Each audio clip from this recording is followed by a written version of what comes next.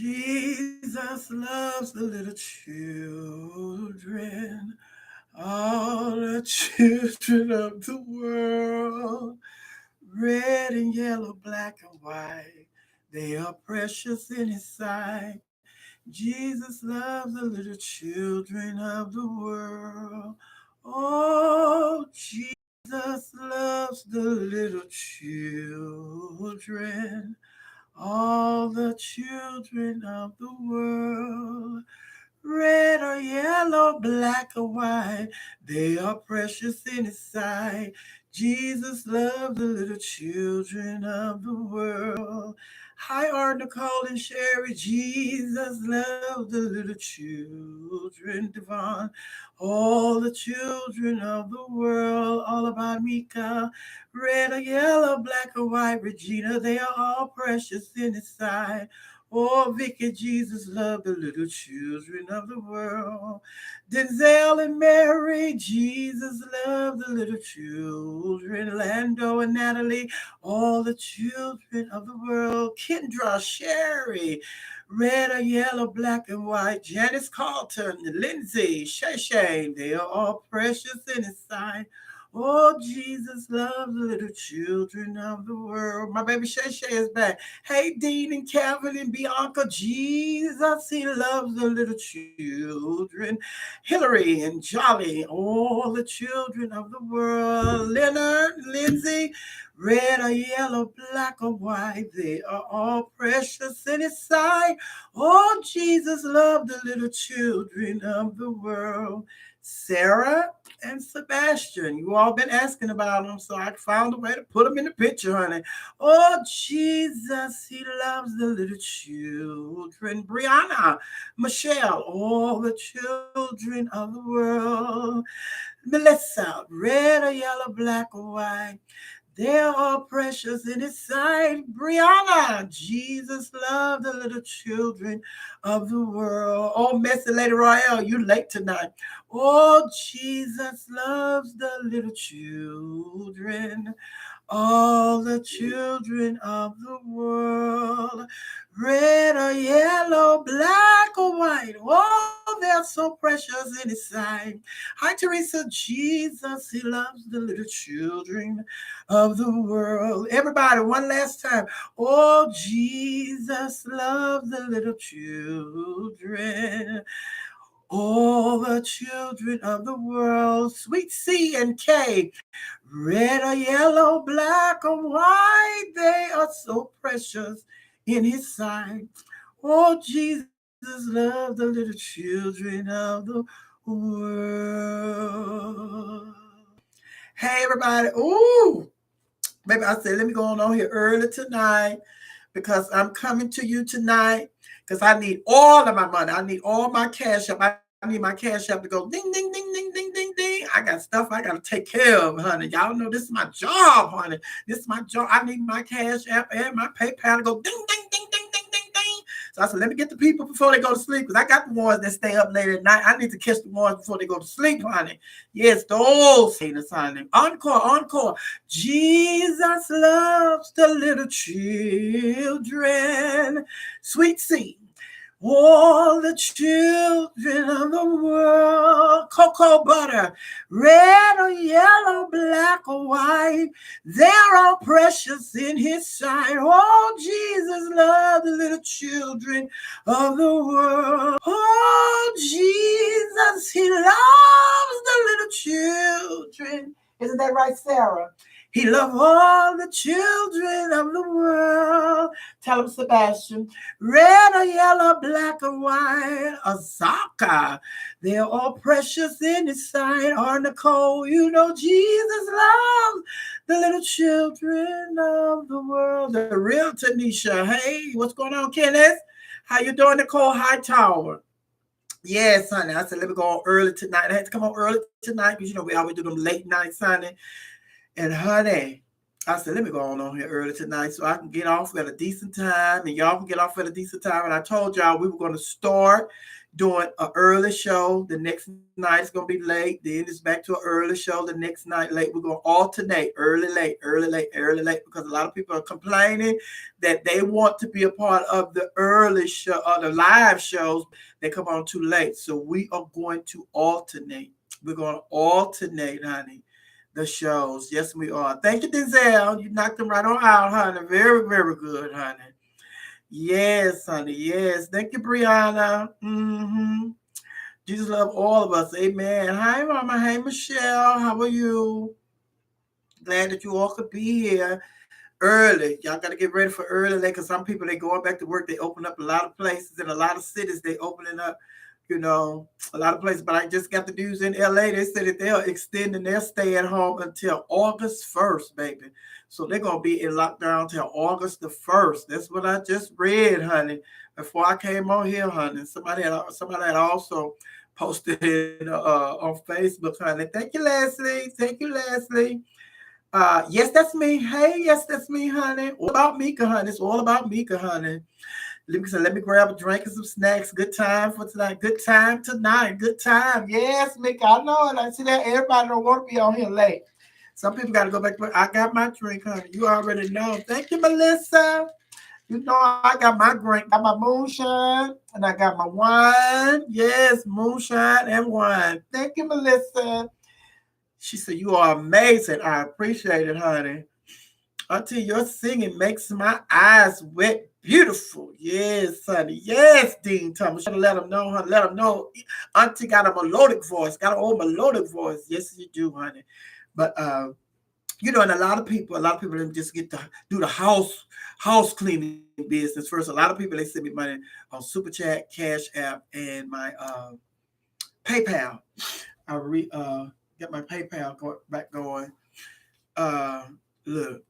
And a lot of people say, Did you get my PayPal? I sent you a Cash App. Did you get it? And I'll be sending hearts. I get hearts. If you get a heart from me, that means I received it and I appreciate it. But I'm just going to call out some names. There's some people that have been really kind to me on my Cash App. And I'm going to have to start doing this because, I don't want people to think that she done got my money. She ain't said thank you. Black news. No, when I said a heart, that's me verifying that I received it. And I thank you. Thank you, Mary. Appreciate it. So I went back as far as to the Saturday I was on the show with Maddie, when I was on the show with Maddie.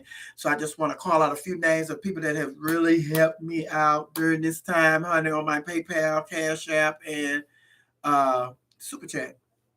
But I thank you all on the Super Chat when y'all come through and Super Chat. So y'all know the PayPal is hooked to my email address, therealmisssophia@gmail.com. The real Miss Sophia, MissSophia. Thanks, Brianna. I appreciate it. Sweet C. Hey, Sweet C. But I want to thank Mary Davis. Mary Davis, she's been real kind. Lakeisha Williams, Hillary, Edith. Edith showed out for Mother's Day, y'all. Edith really showed out for Mother's Day. I thank you, Edith. Nicole Dupree, Octavius, Kendra Prince, We Are You Radio, Rashad Williams, Keith Sibley, PT Dupree, Vision, Billy Boy TV, LaMonica Birth, Michaela Johnson, Danielle Dillon, Deborah Harris, Mary Taylor, Paula J. Hamilton, Raquel Cuffey, Gregory Mims, T.S. Madison, Naomi Taylor. That's my mama, y'all. My mama got Cash App, and she be hitting her baby up, honey. Kay Banks, Jason Smith, Ari Ollie Williams, Michelle Holmes Coleman, Jake Perry, Everett Wilson, Danielle Dillon, Brianna, William Prada, and my PayPal, Devon Savage, Keisha Ball, and Myron Richards. Thank you all so much. Thank you, thank you, thank you. Without you, honey,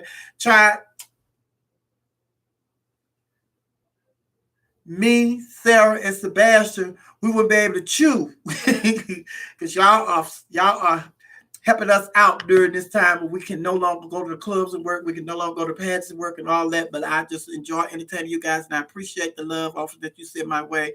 Each and every one of them, I really appreciate it. So tonight, what do you think about? We're going to start off with them Housewives. I don't watch Housewives. Y'all know I don't watch Housewives. But honey, You cannot have but see all the reads that Miss Kenya put down because that's all everybody been posting. I keep telling y'all, Miss Kenya's not like that. She just doing that for television, honey. She just trying to make her check, honey. She doing a good job for what y'all been posting. Because they had the reunion show and everybody talking about how she related to Nene, told Nene she looked like a white woman in drag, honey. Kenya need to slow up with them reads like that, honey, because you say in drag, honey. She say white woman in drag. Look like a white, she don't ever look like a white woman in drag.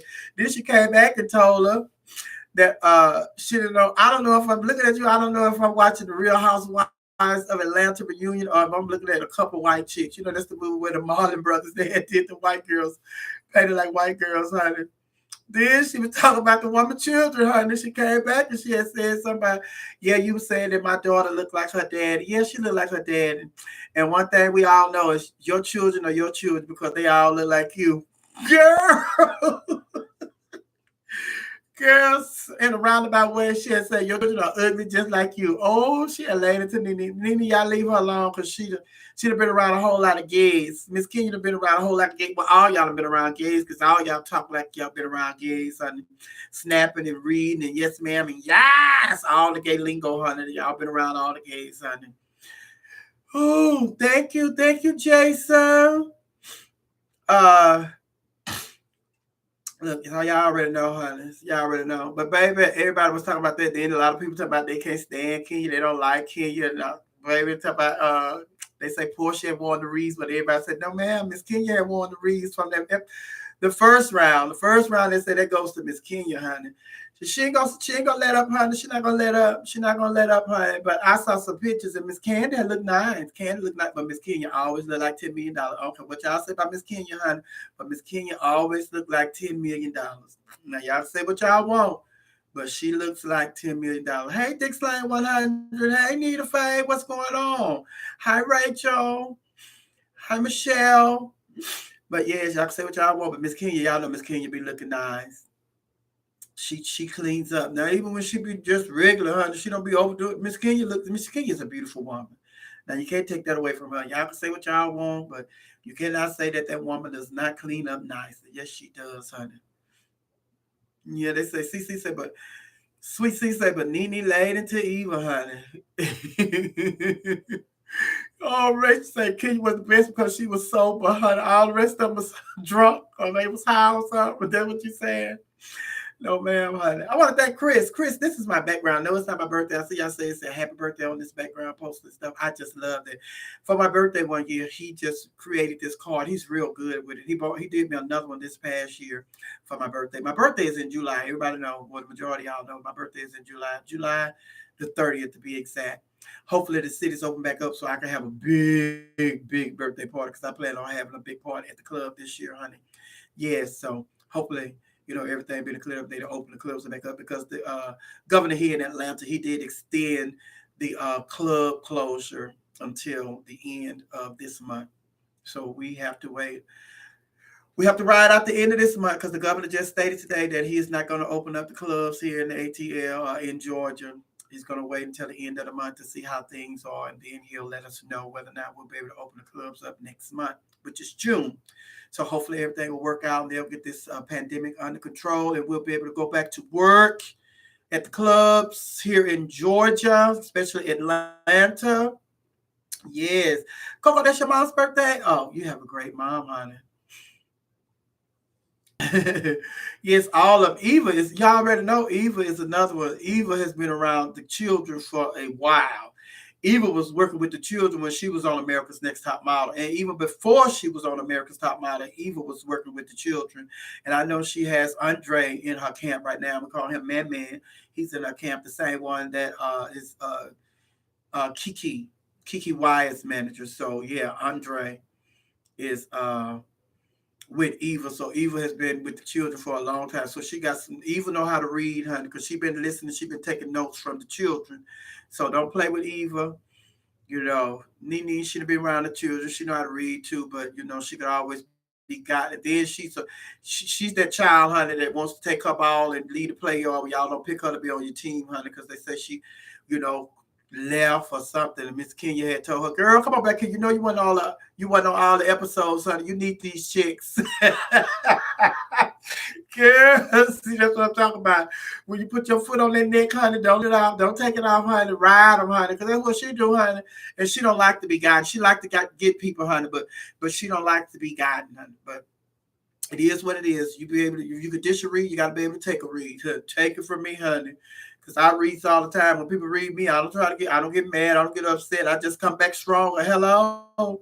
Hello, honey. It's a battle, honey. This battle ain't yours when it comes to reading me and you, honey. This battle is not yours. You better turn it over to the Lord because I've been doing this a long time, honey. You'll never win. You can't win against an old queen like me. I've been doing this since way back then. So, honey, you can't win.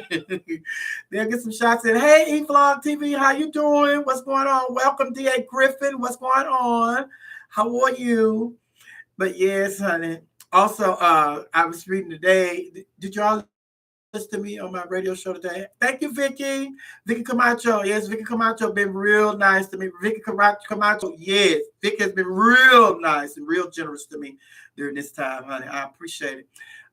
Did you all read today? Did you all listen to me on the radio today? That's what I was saying before I got distracted by that Vicky Camacho. Ching, ching, ching, ching. But We Are You Radio. I'm on We Are You Radio weekdays from 2 to 6, and I have a great time. It's getting better. We got some big news we're getting ready to announce, so y'all better stay tuned, honey. We Are You Radio is on the move. Trust me. We Are You Radio is on the move, honey. And me and the Laughing Hyenas, we takes over at 2 to 6 p.m. 2 p.m. to 6 p.m. weekdays. We take over We Are You Radio. We go to the radio station and we convert it to a club, and we call it Club Chit Chat, where we talk about a little this, talk about a little that. Then at 5 o'clock, that's our happy hour, Club Chit Chat, happy hour at 5 p.m. And baby, we drink a little this, we smoke a little that. We are all we get messed up. We get messed up. Club Chit Chat happy hour, honey. That's what we do. So I thank you all for joining me at Club Chit Chat from 2 to 6 each day, weekdays on We Are Your Radio. Hey, Sherry. Yes, Sherry. Sherry, we get towed up from the floor up, honey. I hear you now. In the words of my grandmother, honey, I hear you now. Yes, a mammal, honey. Thank you, Big Slide 100. Ooh, my kitty funky, but Trey like smelling it. You a mess, honey. A hot mess. Who is the trade? Not Craig. Craig and a trade, honey. But my sister, honey, y'all got my sister so honey, because she said she thinks she want to try some coochie, honey. I'm like, girl, thank you, Monica. Monica, thank you. Monica's been real sweet. Yes, Monica. Now, if you know, I saw your post today. If you get that new vet, honey, you're going to have to give me the old one. Just bring me the old one, honey, because she said she may have to upgrade. She said she may have to upgrade because they talk about the world coming to an end. You get that new vet, Monica, you better bring me the old one, honey. Don't do no trade-in. No ma'am. Ooh. But yeah, my sister, honey, y'all said she said she may want to try some cat, honey. I'm like, oh my God. If you do that, you're going to be a lesbian. Yeah, Lil Nas X. I don't know if y'all read the story, but Lil Nas X, she was on her Twitter account, and they said she always trolling her own Twitter account. She be posting all kind of crazy stuff on there. Then she'll come back later on and say she was just joking. But then she put on her Twitter account that she thinks she might want to try some coochie, honey. Do anybody know where she can get some good coochie from? I'm like, girl, I'm sure there's some local prostitutes that wouldn't mind helping you out in that area, honey, if you got your change right. And I'm sure you got your change right. Because you went by Billy Ray Cyrus, that call for helping you with the remix of Old Town Road, honey. So your change is right, honey. Yes, honey. So my sister wants to try that, but then again, I said she's a lesbian. She do that, but she may be bisexual, or she may be pansexual, or she may be trisexual, or she may be one of them other sexuals. She may not be a lesbian, honey. That's just my terminology. Anytime another lady wants to sleep with another lady, that gives me lesbianism, and I call it lesbianism, honey. And anytime a man wants to be with another man, I don't see no bisexual, no trisexual. I just say, baby, you want to be with another man, you get.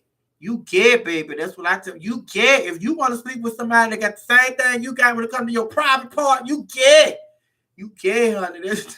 That's how I look at it. But, you know, you have to respect what people say. If somebody say they're bisexual, okay, you bisexual.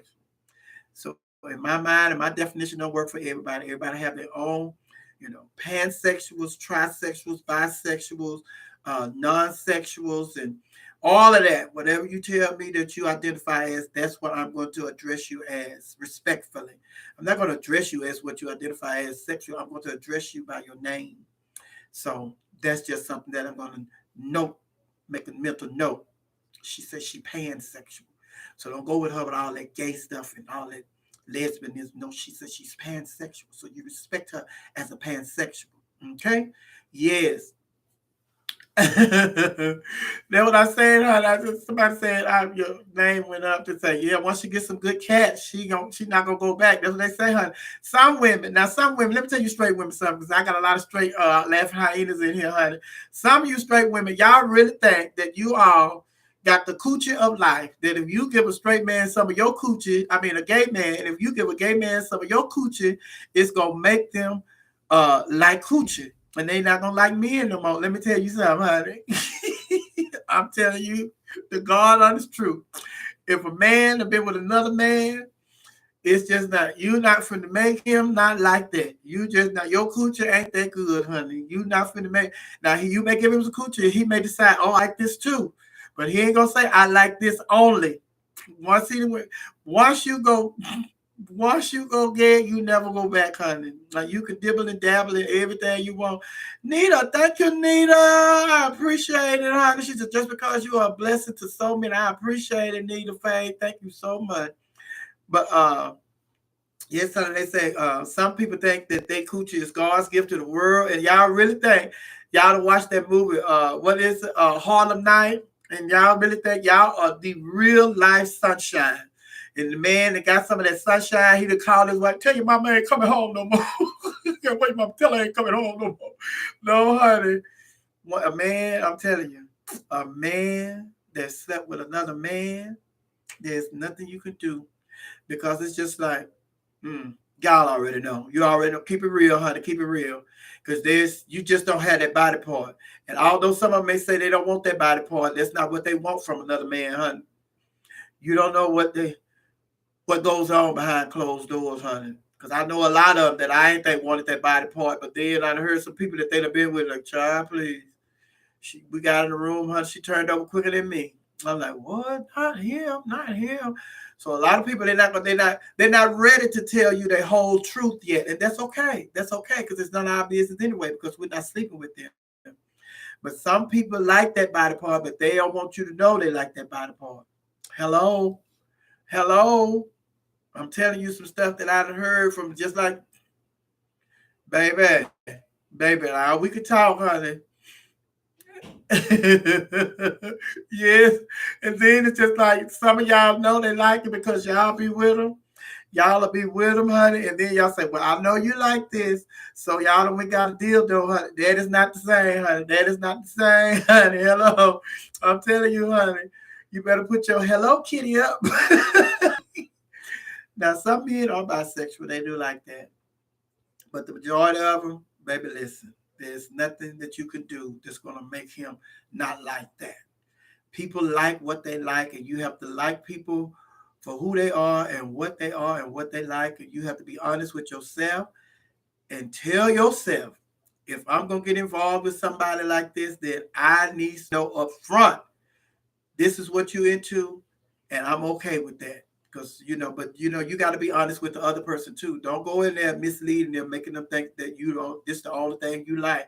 If you like going on the other side of the fence, honey, you need to let them know up front. And I tell the men this, because the men, they don't have a problem telling the men that they like women, but they have an issue with telling the women that they like men also. So y'all need to go on and stop taking that decision out of the people's hand and put it in. Let them make the decision. If they want to be involved with somebody like you, let them, because it'll work. If it's gonna work, it's gonna work. But if it's not gonna work, you let them know up front. If you tell somebody up front that, listen, man, listen, lady, let me tell you this up front. I like guys, and I don't think I'm gonna ever stop liking guys. Now I like women and I like guys. So it's up to you whether you want to be bothered with me or not. But if you don't, I understand. And if they choose not to be bothered with you, be okay with that. Go find somebody that is okay with you being, both ways, going both ways. You know what I'm saying?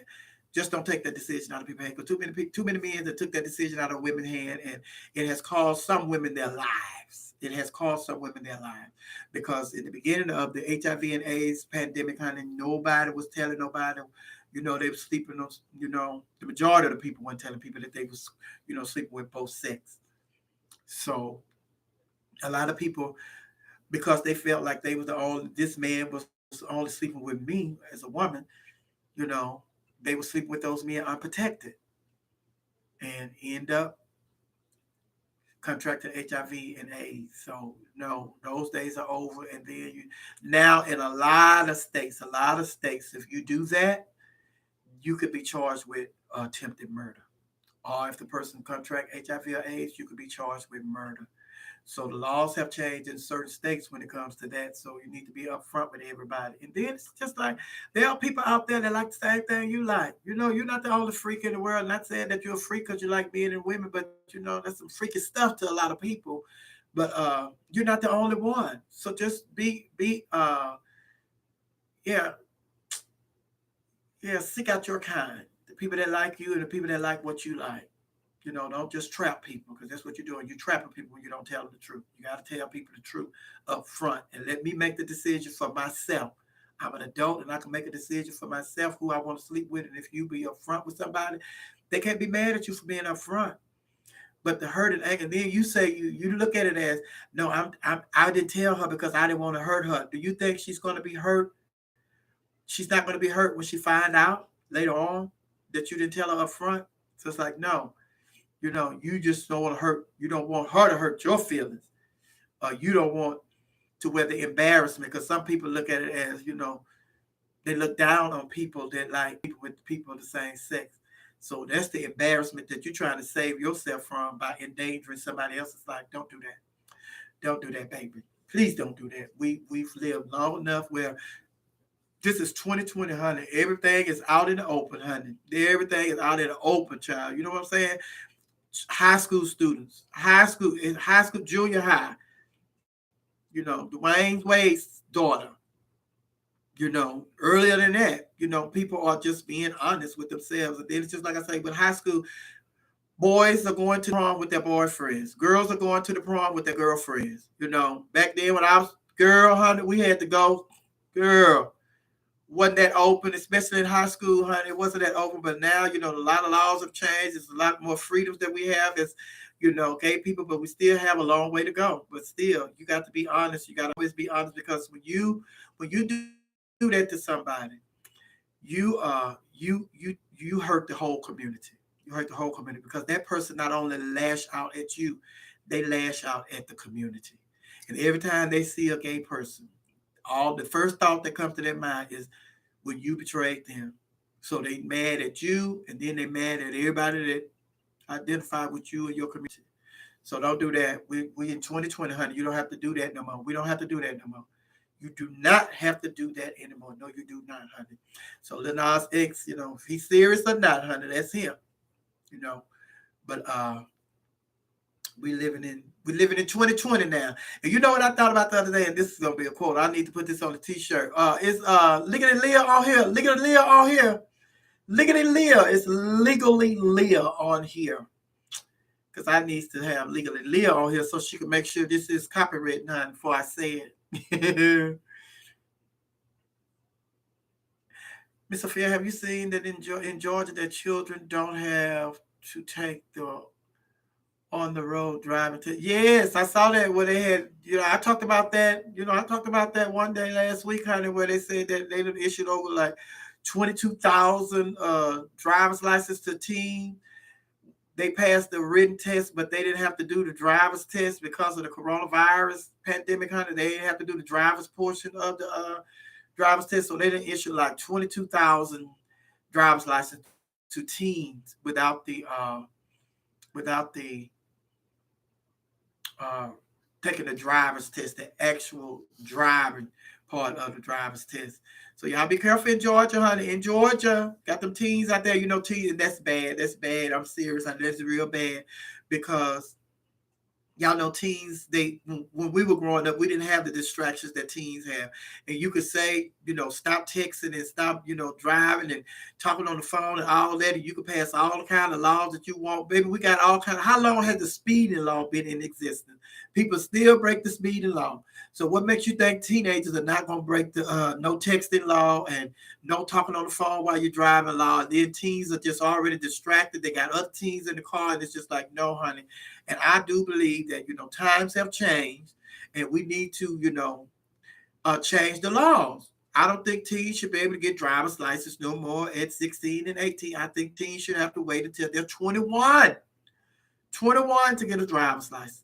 I think they need to be 20 to get a permit, but 21 to get a driver's license because it's just too dangerous. They got too many distractions. And we got to be honest with ourselves when it comes to these teen drivers, honey. Teen drivers. And then not only that, they got most social events for teens to attend and all that. And then they got, the teens out there drinking and stuff. They going to those, they're not going to these parties and all that stuff with other teenagers, and they not doing no drinking. Girl, they doing pills and smoking weed and drinking liquor. They ain't drinking no Kool-Aid. They're not just drinking Kool-Aid and soda water and punch. No, the punch is spiked, honey. So we got to be real with ourselves and come on, honey. These teenagers, they do not need to be drinking because, like I said, when I was a little girl, we was able to get a driver's permit at 16, and the majority of the time when you got a driver's permit, it was just because you was a teen and you were working. And I know teens are still working now, but honey, listen, with all the distractions they have with these telephones, with these cell phones, with all the distractions, girl, they have so many distractions. Then they want to check all these. They live. Some of them be live while they driving. They on Facebook Live and playing games, checking it. No, honey, no. They need to be. And then you say, well, how they gonna get to work? Catch the bus, Uber, and catch the bus, honey.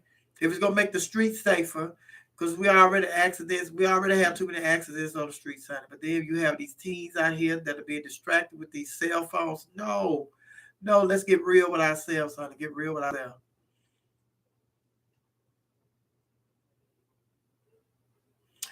Okay, Jason said, or at least like how it is in Jersey, where I'm from, it's a graduated license.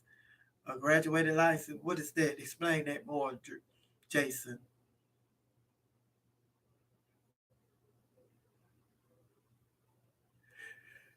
Andrew Jenkins, did you hear that thing about bringing back drive-in theaters? They never went nowhere. We still have drive-in theaters here in Atlanta. Where you been?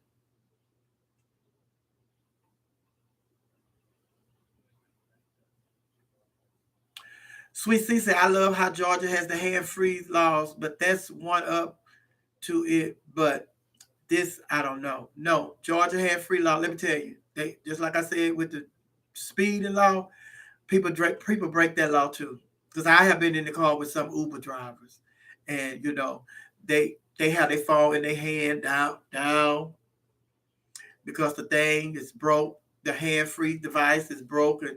It's just like, and I could report them, but especially not now, I'm not going to do that because people need their money. People got to work on it. And it's just hard for people to, come up with some change. That's such a minor thing because everybody's doing it. And then it's just like, they're careful, they're safe with it because they looking. And I could see if it was different, if they was looking down at the phone, they talking to somebody, they trying to play a game, but they, talking or email and all that. But no, they're looking at the map. They're looking at the map, so it's cool.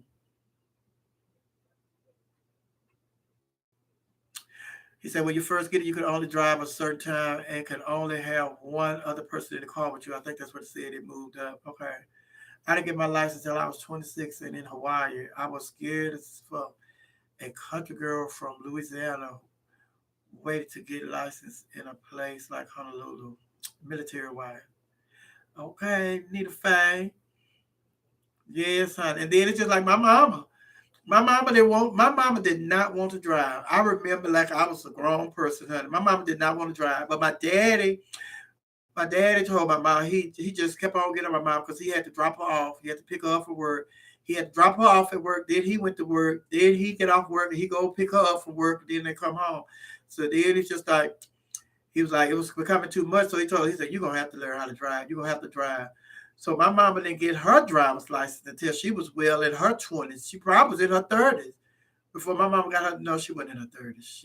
My mom was in her 20s. She was well in her 20s when she got her driver's license. And my dad convinced her to learn how to drive and to start driving. And my mama, she's a smart cookie, honey. She got her driver's license on the first try. First try, my mama got her driver's license, honey. But my dad, he took me. My daddy taught all of us how to drive. My daddy taught me, my mama, and my two sisters how to drive. I think he taught my brother too.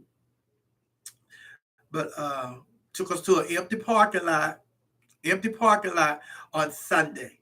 Because back then the malls were closed on Sundays.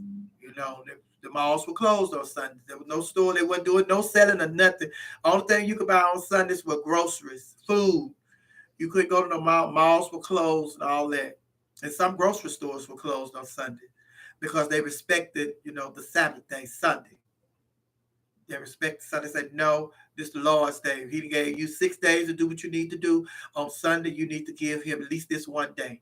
So they closed everything. But then they came along, the greedy folk came along with these economy and stuff. We want to make money. So they end up, you see where we are now, honey. You go to the mall full just like on a Monday or Tuesday, honey.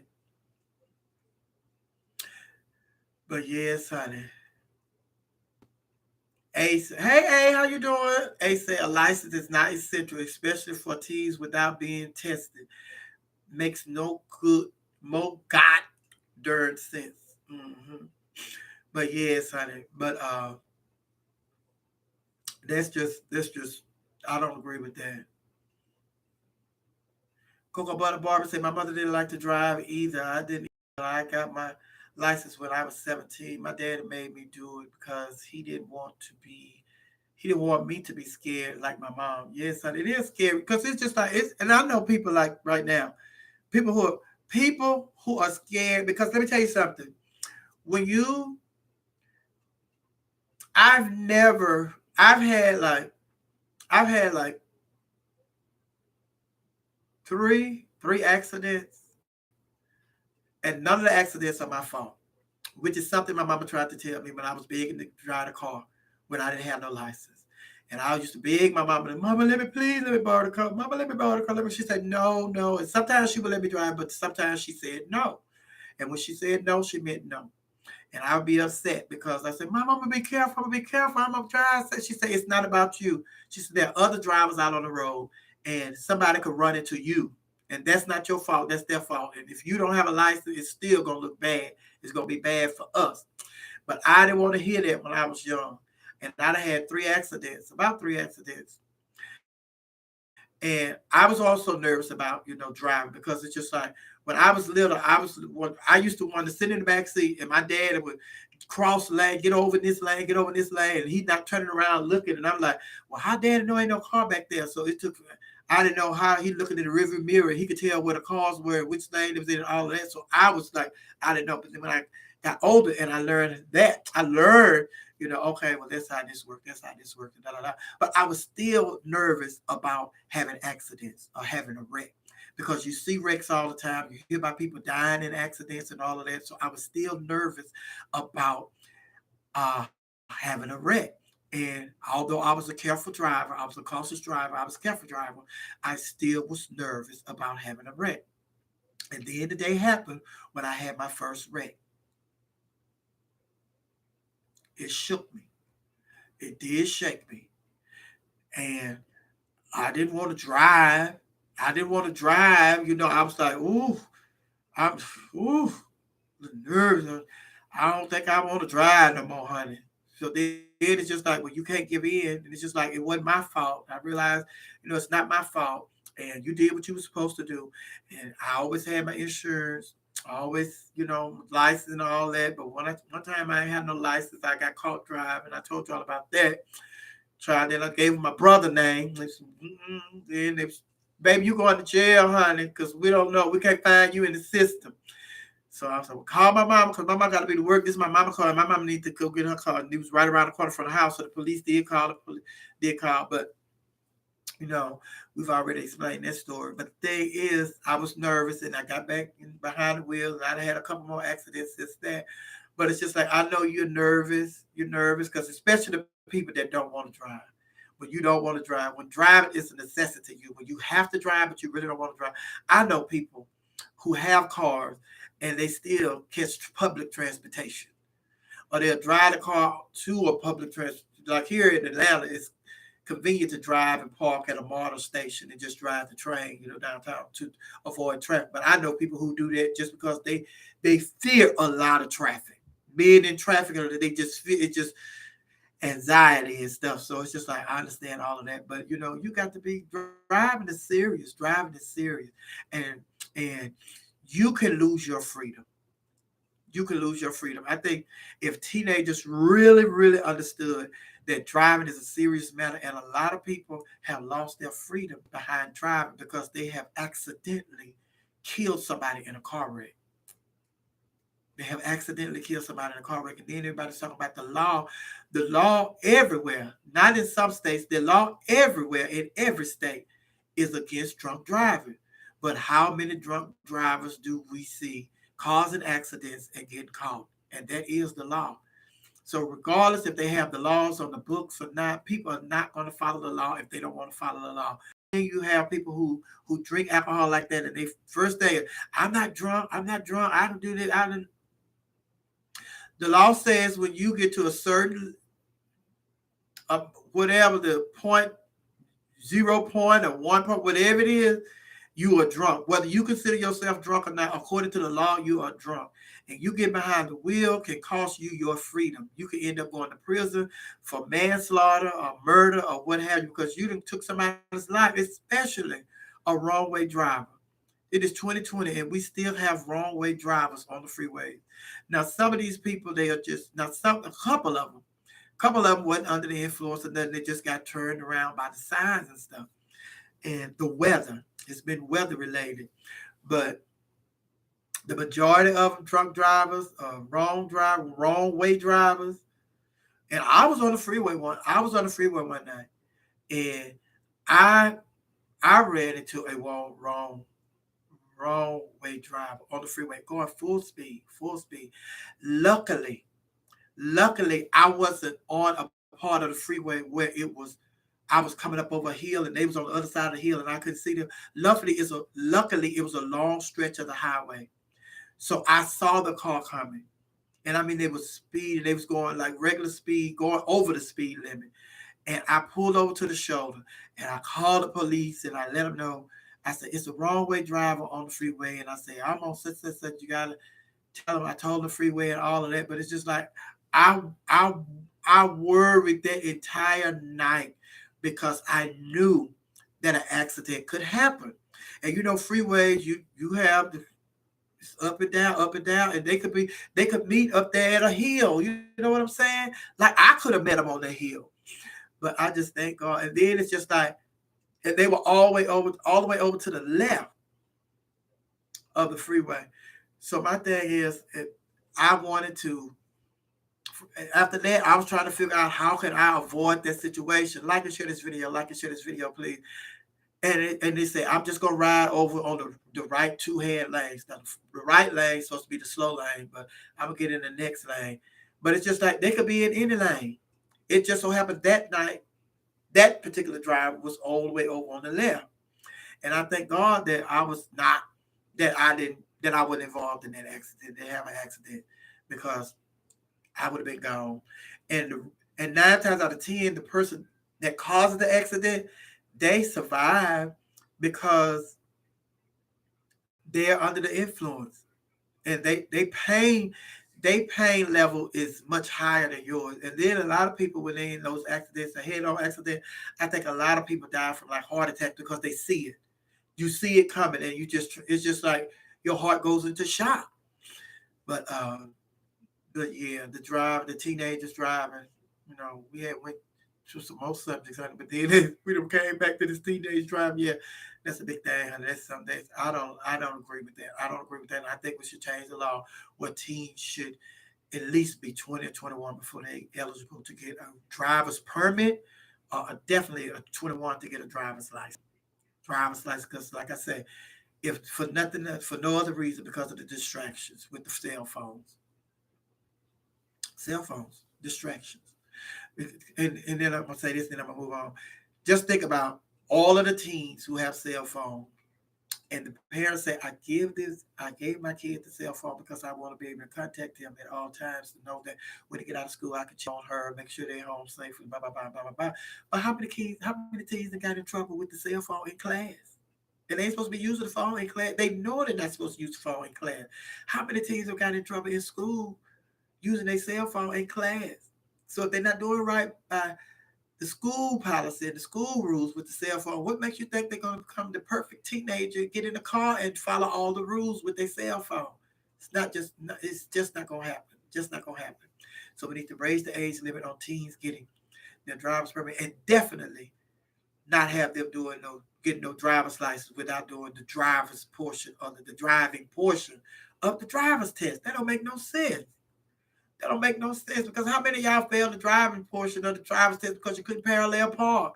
Or then you to turn too soon when you're making a left turn, or you to stop too far ahead of the stop sign. You failed the driving portion. So how could you just give somebody a driver's license and they have been tested in that area? Come on now. Come on, Georgia. Y'all know better. Y'all know better. Oh, but yes, honey. So this is an early show. This is an early show, and some of the late shows I always ask questions. They ask me questions, and I tell them questions. I ask y'all questions. They ask me questions, honey. Yes, and I tell my kids that still kills. Yes, and that's another thing. I'm glad you said that, Michelle, because a lot of these cars now they ain't made out of steel like they were back then. A lot of these cars ain't nothing but fiberglass, plastic, and plastic. So, child, that's another thing. Back then, them big old heavy cars wasn't nothing but steel. Because I told y'all my first car was the Monte Carlo. The Monte Carlo, honey. And baby, when that man ran over that, it did it up that front, the light, and it bent that front and everything. But the whole car, it was just the area that hit that pole, that's the light pole that he pushed me into that stopped the car.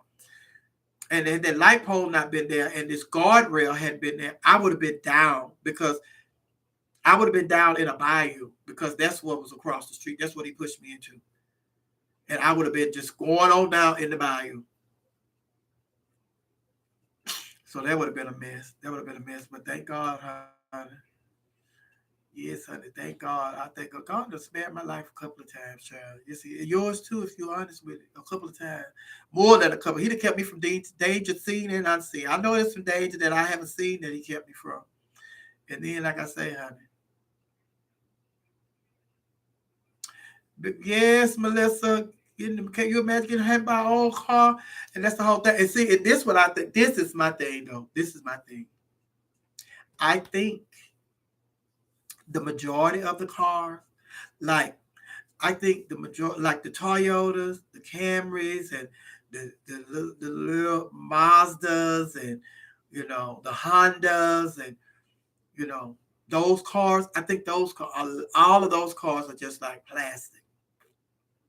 But I think the more expensive cars, the Mercedes Benz, the Lexus, the utility trucks, and all of that, the majority of them are still some heavy steel cars. The majority of the body is made of like metal and stuff. But a lot of that is just like, but the more expensive cars, I think they are a little heavier. Excuse me. That's why they're more expensive. That's why they call them luxury cars. They come with more. Let's say Coco Butter Bourbon said, I've been in 11 accidents. 10 of them were in Houston traffic. None were my fault. And when I moved to Georgia from Atlanta, from Houston, when I moved to Atlanta from Houston, I noticed that the lanes on the freeway in Georgia, they're narrow. Because in Houston, the lanes were wide. And when I came to Georgia, I said, well, that's why they have so many accidents here in Georgia, because these lanes are so narrow. In Houston, the lanes are wider. But it's just like, But now I went back to Houston. They doing so much remodeling and renovating and reconstructing the freeways. It seems like they done narrowed the lanes there as well, honey. So it's like honey, honey, honey, honey. But yes, honey, yes. Denzel, now go on somewhere with that yawning. Somebody out there yawning, honey. That's the only reason I be yawning, because somebody out there be yawning, honey. So it makes me yawn. But I'm finna get a shot of this. I'm gonna, like my grandmother. I hear you now. Finna get a swig of this moonshine, baby. I know that, but then I'm gonna ask y'all some questions. I got some questions, honey. I got questions. I'm ready for y'all tonight, baby.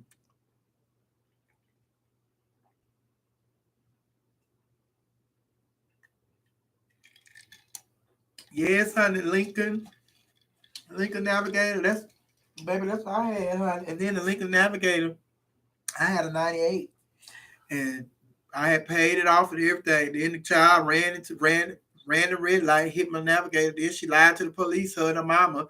She was a teen driver. She called her mama. Mama came up there, and the police took her statement and let her leave with her mama. And she done lied, talking about I turned in front of her. Sir, you can plainly see I was on this side, she was on that side. You watch this traffic light. I have the right of way before she has the right of way. But nevertheless, honey, that was, oh my God, that that was the most horrible experience. And then the insurance company dealing with them, honey, they was right. Well, we gonna total the car. My car is fixable, like I told y'all, the car is fixable. But the bumper on the outside, that iron part on the front, she had did that, and they said that was $4,000 worth of damage right there. And then, like I said, I had paid the car off, and so it's just like the blue book value was cheaper than them getting the car fixed. And they didn't even raise the hood to see what all damage was up under the hood. So then it's just like years later, I thought about, because I told you I wrecked two people's cars.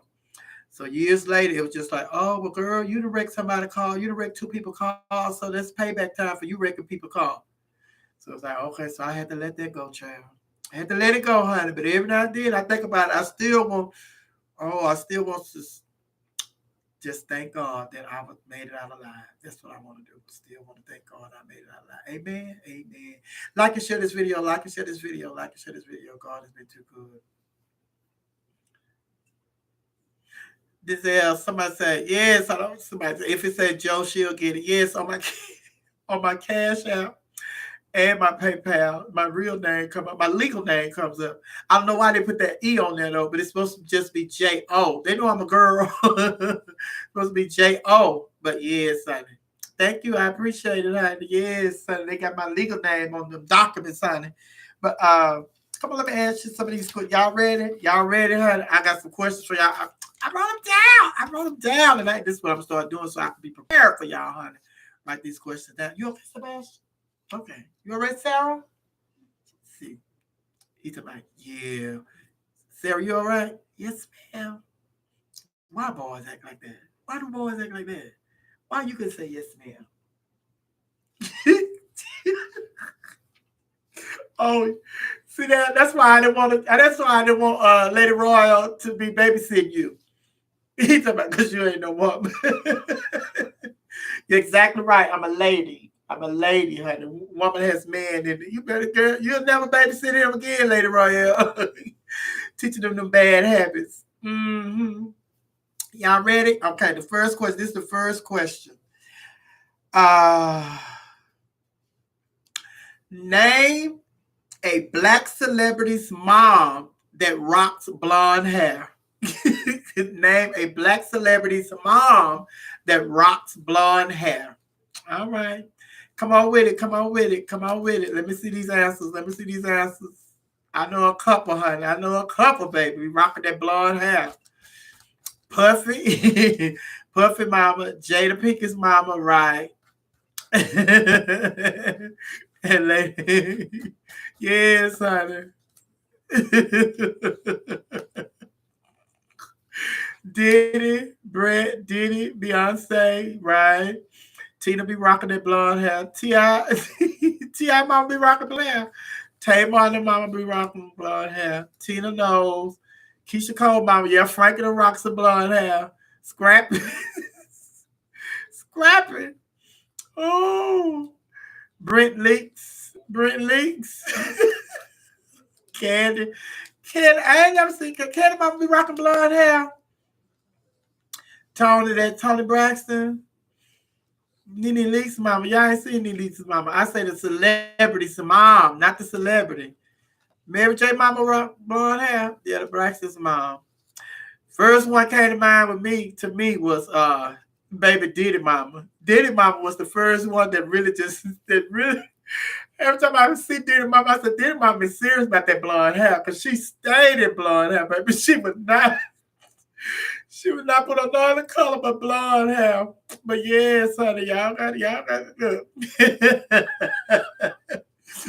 Oh, Naisha Dupree, Myra, Naisha Dupree, the celebrity mom. Who is the celebrity if she the mom that's rocking the blonde hair? But yes, honey, Portia Mama rock blonde hair. What, Deb Anthony, Walker Flower, Bow Wow, call your father. Deb Anthony be rocking that blonde hair. Jada Pinkett Mama, yes, honey, yes. Y'all got that. Y'all got that. Y'all came on through with those answers. Let me see how y'all do with this next question, baby. This next question. Now, a lot of y'all was answering this question, but this is the question now. And you got to put all three up in the same. Don't put one, then come back and put another. You got to get all three of your answers before you put it in here. Name three black celebrities that rock blonde hair and look good in it. Three black celebrities that rock blonde hair and look good in it. Three black celebrities that rock blonde hair and looks good in it. Three black celebrities that rock blonde hair and looks good in it. Come on with it. Come on with it. Mary J, Eve, Nene Leakes. Nene is a hit or miss. Sometimes she be looking a fool in her blonde hair. But Eve and Mary J, I'll take those. Nene is one, too. I'll leave Nene. Okay. Mary J, Mariah, and Faith Evans. Okay. All right with that, Denzel. What's that? Beyonce, Mary J, Nene. Okay. Beyonce. RuPaul, Black China, Jasmine Bonet. Okay. Whitney, Mary, Mariah. Okay. Monica, Keisha Cole, and Mary J. Okay. Beyonce, Nicki, Fantasia. Fantasia's black. Fantasia black. Black hair, baby. Beyonce, Jada, Mary J. Blige. Okay. Kiki White, Nene. Oh. Mary J. Beyonce, and Eva. Eva, honey. Take my Braxton, Mary J. Blige, and Tamala Man. Yes, honey, you got in for that, Jason. Tamala Man do be rocking blonde hair sometimes. She be looking good at it. Jada Pinkett, Beyonce, and Tamala. Right. Chris Brown, Jaden Smith, and me. Rebel TV. Said Chris Brown, Jada. You know, I had thought about the boys. Chris Brown and Jaden Smith. Mary J, Queen B, and Chris Brown. All right. Nicole Murphy. Yes, Mary J, Nicole Murphy, Beyonce. Yes, you got down with that. Who was that? Nicole, you got down for putting Nicole Murphy in there. She sure does. Nicole sure does. Cisco, Jada Smith, and Chris Brown. You got down, Deidre, right? Jada Pinkett, Beyonce, Mary J. All right. Y'all starting to repeat. So yeah, y'all got down with it. Y'all did that. Okay. This is a fun. I just thought of this one. I thought this would be fun. This is a fun question. All right. Y'all ready? Give me three different numbers that add up to 27. Three different numbers that add up to 27. Don't take the easy route out because I know what some of y'all going to do. Do not take the easy route out. Hi, the Artist Exchange Radio Show. What's going on? Hey, Melissa. T. Hayes, what's going on? All About Mika. Hey, Michelle, what's going on? Three different numbers that add up to 27. Come on with them. Three different numbers that add up to 27. 26 and 1, okay. 10, 13, 4, okay. You got 10 seconds. 10, 9, 8, 19, 2, and 6. Okay. 10, 10, and 7. Okay. 5, 4, 3, 2. Carol Clark Shear with that blonde hair. Mama D. 10, 15, and 2. 10, 16, and 1. Hey, D. Rodriguez, how are you? Mariah, yes. 3, 4, and 20. Yes, honey, yes. No, you're not, Lisa. We're having fun. We stupid. No, you're not. 1, 2, 24, 11, 11, 6. Okay, 11, 11, 6. Maybe that's 28. 22 and 6. That's 28, Denzel. Try again. Oh, 11, 11, 6. 11, 11 is 22 plus 6 is 28, Denzel. You got one too many. 21 and 6, 15, 4, and 18. Okay. All right. Y'all did good with that one. Y'all did good. Y'all did good. Y'all did good. Oh, 19, 19, 3, and 4. Artist Exchange Radio Show. That is 26. Yeah. 19 and 3 is 22, and 4 is 6. Your number's supposed to total 27.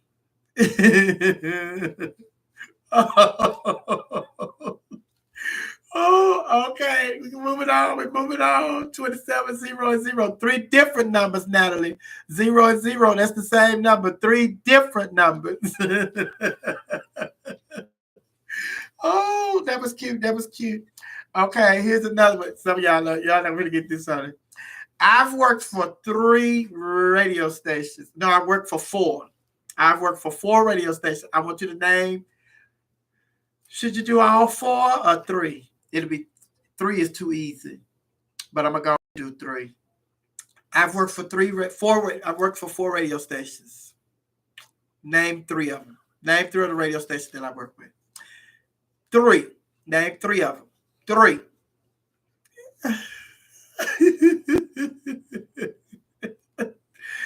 Oh.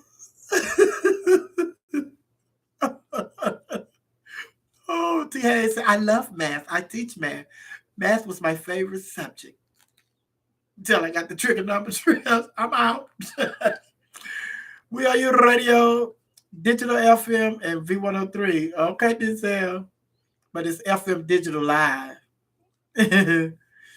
Not fair. I'm new. Oh, okay. That's why I did the numbers, because I know the new people, they could get the numbers. V103, TBE, and the World Network. No, I'm live.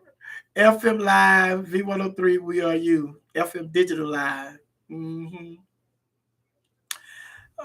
Any more? 15, 10, 9, 8, 7, 6, 5, 4, V103, the one in Georgia, V103. Let me go to Google for the others. Go.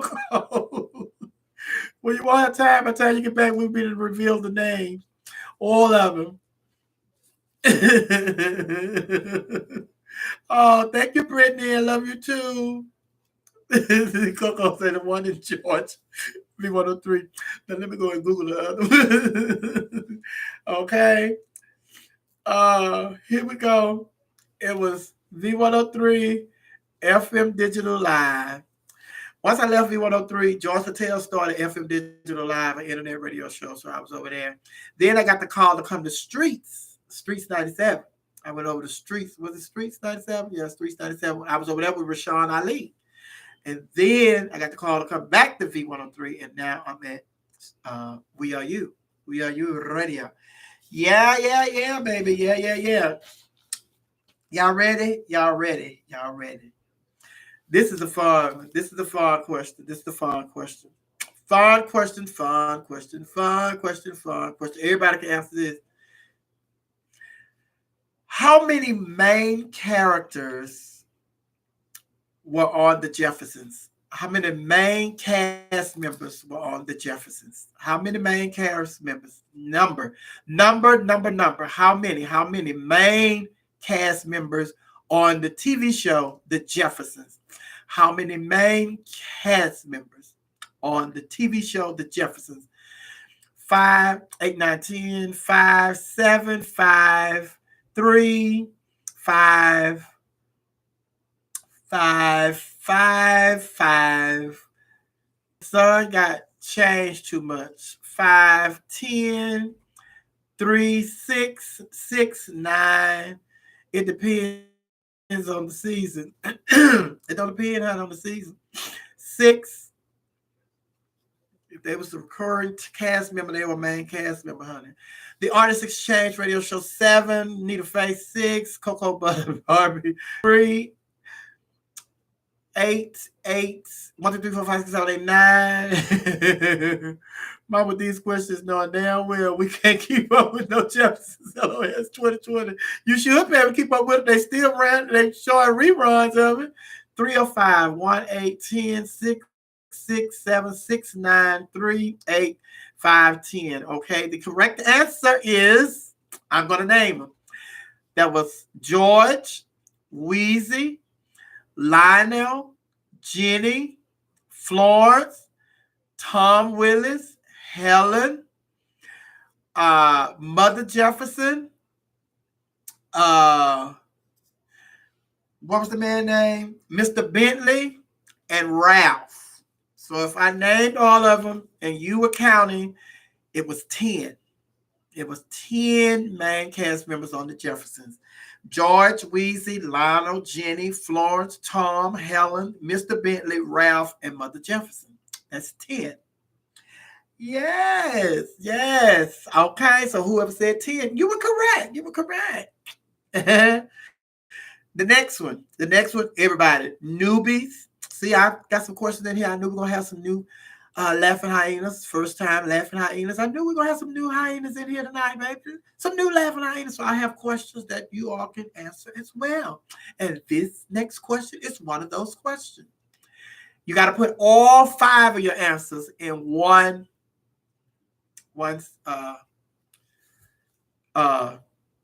chat. All 5 of your answers, one chat. Not name one, then name another. Y'all get my drift. Y'all know what I'm talking about. All 5 before you post it. Ready? Name 5. Samantha. It is buffing. Oh, it's buffing. Oh, I'll wait. Maybe it's because I'm moving, shaking.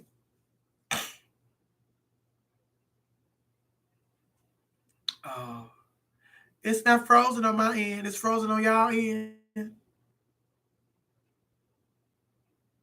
Oh, okay. Miss me. I better be still, honey. All that moving around, honey, making the camera dizzy. Name 5 different types of beans. Name 5 different types of beans. That's it. 5 different types of beans. Okay. Yes, name 5 different types of beans. I don't know what happened. It wasn't frozen on my end. It did show me frozen on my screen. All about Mika. She said, yeah, I'm back. Yeah, I'm back. Yes. Black pinto bean, red butter. That's 4. Butter, pinto, lima, crowded, and red. Navy butter, pinto, kidney, and garbanzo. Pinto, lima, red, butter, green. Kidney, navy, pinto, black, garbanzo. What is that, honey? Black, red, pinto, lima, refried. Oh, black lima, pinto, kidney, something, baby. Pinto, lima, baked, black, baked, black, baked, black-eyed peas. Baby, pork and beans, lima beans. Let it go to pork and beans, baby. I was waiting on them, honey. Butter beans, pinto beans, black-eyed peas, green beans, and red beans. There you go. Navy beans, pinto, navy. Navy, black, pinto, navy, lima. You got navy in there twice, Teresa. String beans, black, pinto, navy, lima. Okay. Black eye, butter, lima. String, black eye, butter, lima. That's 4. Yes, honey. Green, white, pinto, butter, black. You just naming colors. Brianna just naming colors. Oh, but they right, honey. Yes, navy. Anybody say navy beans? Those are my favorite neighbors. Purple Hill or peas. Purple Hull. Oh, y'all did pretty good with that one. Did pretty good with that one. Okay, here we go. Let me go to this one. Let me go to this one. Let me see if y'all know this. The newbies, y'all may know this, honey. What is TD Jake's wife's name? TD Jake's wife. What is TD Jake's wife's name? This going out to the first person to get it right because we can't be having a first person that get it right. We're gonna stop. TD Jake's wife. What is TD Jake's wife's name? First person to get it right, we stopping. We're not going through all the lists. First person. Cookie, no. Sarita. That's it. That's it. We done. We done. Sarita Jake, honey. Sarita Jake. Sarita Jake. Sarita Jake. Somebody said Gloria Lucy's. Sarita Jake. That's it. Sarita Jake. We're done. First person to get the next one right. We're done. First person to get the next one right. We're done. You ready? What is Kurt Franklin's wife name? What is Kurt Franklin's wife name? Kurt Franklin's wife. What is Kurt Franklin's wife name? Uh, Deirdre. Sarita J. Blessed Destiny. That's right. Tammy. Tammy. Betty. Cookie. Tammy. Her name is Tammy. Kurt Franklin's wife name is Tammy. Oh, it's Tammy. It's Tammy with it's Tammy.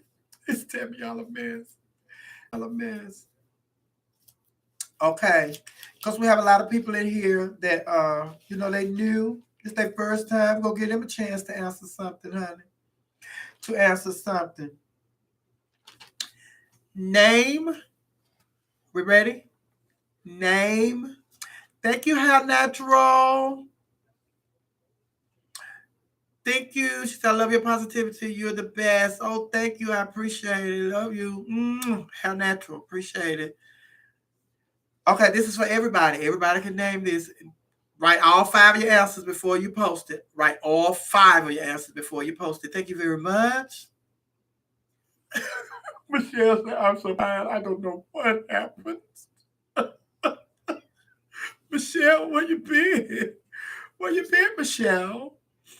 Oh.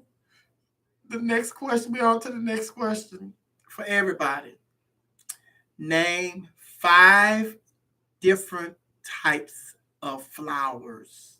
5 different types of flowers.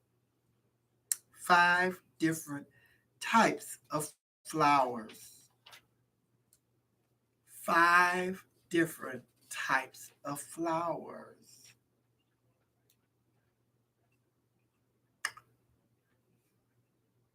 Mm-hmm.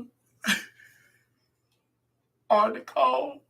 Hey, Nicole, how you doing? See, I came in early. Nicole was one of the people say, Mom, I need you to come on early. She said, Mom, I need you to come on early because I have to get up and go to work. Y'all be coming on too late. I fall asleep waiting on you. Rose. What is that? A daisy, tulip, lily, peony. Rose, daisy, tulip, sunflower, daffodil. Daisy, rose, sunflower, lily, dandelion. Rose, tulips, all-purpose. All-purpose. Well, that is a flower. Oh, gardenia. A tuberose. Daffodils. Lily, tulip, poinsettias, rose, daisies, sunflowers, tulips, sunflowers, rose, tulip, lilies, daisies, rose, tulip, lily, dandelions, lily, daffodils, lily, sun, rose, tulip, daisy. Y'all got it. Y'all did. Y'all did that. Y'all did that. Y'all did that. Y'all did that. Y'all was ready for that. Okay, here's another question. Besides me, now if you're new, you probably don't know this. This is just to test y'all to see if y'all be checking me out, me and my co-workers. Besides me, name two more jocks on We Are You Radio. Besides me, name two more jocks on We Are You Radio. Water lilies. Oh, where's Leah at? She got these questions. Besides me, name two other jocks on We Are You Radio. George and Diamond, Dizelle. Dizelle is a faithful listener. Knew he was gonna get it. George and Diamond. Besides me, two other, two other.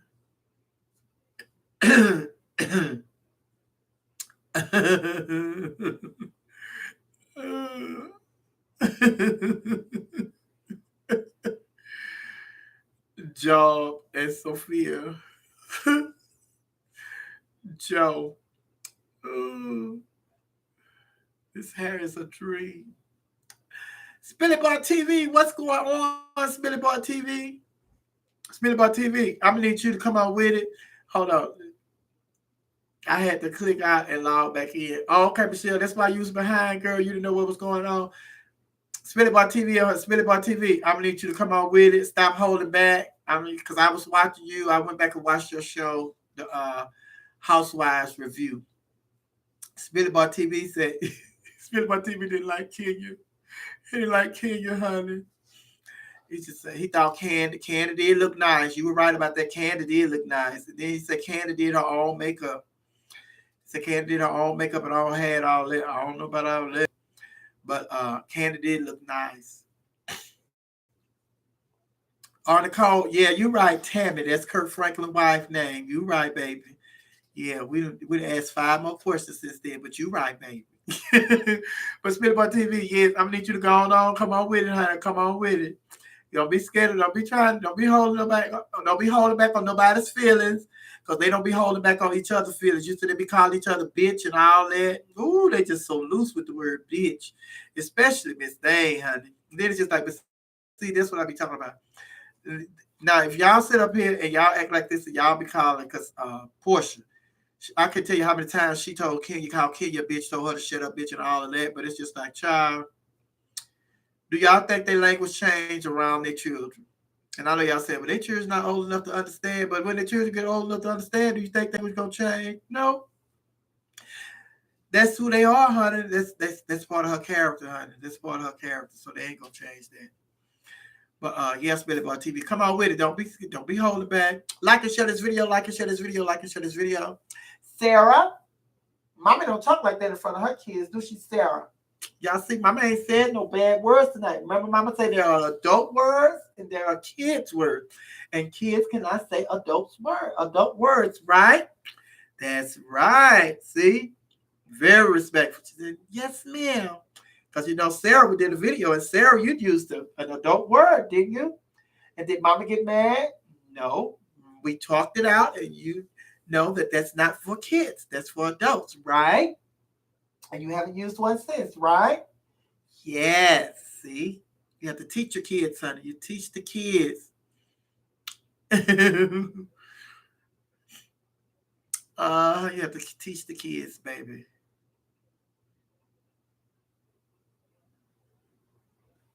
Spillybar TV say you don't know the answer when you hear that children calling folks bitches.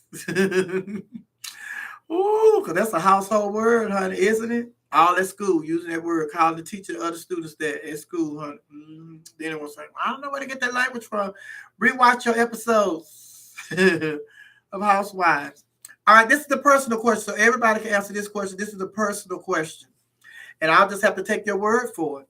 I'll have to take your word for it. And you can't say me. You cannot say me. Anybody but me. You cannot say me. Timmy 2-time. Oh, you finally made it, honey. Ooh. Timmy 2-time, I'm gonna let you baby say my cabbage patch doll. Her name is Margarita. Margarita. Oh, let her come over, honey. They would love to play with your child. Margarita. Oh, oh, did you say I need that blue wig for a quarantine role play? I'm going for Soul Sister Mama Smurf. Oh, I don't have no wigs, baby. Y'all better let her know, honey. I don't wear wigs, honey. I ain't wore wigs since high school. Ever since I became a grown lady, honey, you know what I wear. Tell her, y'all. Tell her what I wear, honey. Yes, honey, yes. Myron came in. Myron came in. Myron snuck in here, honey. Units, baby. I wear units, baby. You want to borrow this blue units? Yes, honey. It's a unit pool, honey. Yes, a unit. Let me get a swig. Let me get some of this moonshine, honey. Moonshine. I ain't forgot the question. I got it. I got it. It's personal. It's personal. You just have to let me know.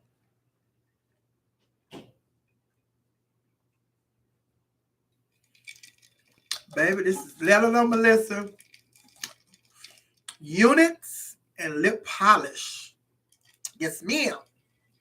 All right. Who, especially now, because what we're going through with the pandemic, with this the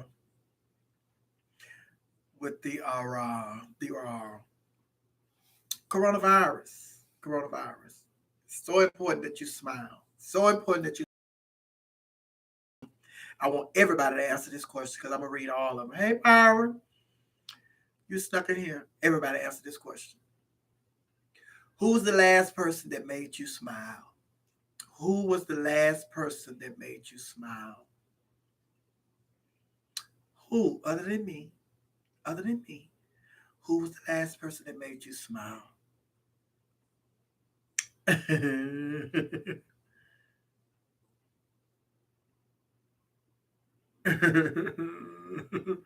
Other than me, other than me, other than me, my grandma,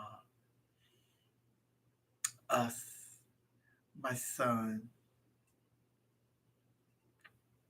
my mom, my 7-week-old baby, my spouse of 11 years, my grandmother via FaceTime, God, oh, my boyfriend, my grandbaby, my mama, my boss, your boss. Stop saying boss. That's your supervisor. Your boss is in heaven. My real life mom and best friend, me, my my poodle, my husband, Gigi Madison, my late husband, my young piece of trade, my mom, Shrell, a stranger. Oh my God, Anna Aretha Franklin, my daughter, the people at Raising Cane's chicken place today. Oh, hi, Art Nicole. Again, Sebastian and Sarah. Oh, hey, say Sebastian and Sarah, my young piece of trade, OG trade, rock steady baby. Dorothy. What was that? Charlie Wilson, girl. A little self-reflection. Me, a little self-reflection. It's Billy Boy TV. My aunt, her 64th birthday is tomorrow. Heart and kidney transplant. Oh, that pork chop sandwich, baby. I know that's real. And you, Miss Sophia, it's a joy coming to your channel. Thank you. My grandmother, my son, my teenage son. Oh, my niece. That's Auntie's girl. She's 7 months. I get pics and videos, and she be on FaceTime with me. She's full of joy. I was crying when Sophia said Aretha ain't allowed her staff to have air conditioners. Had me crying. She did, girl. Reese said it messed with her voice, honey. She said it messed with her voice, honey. They couldn't have no air conditioning and they couldn't fly. Well, they could fly, but she wasn't flying. She was riding the bus.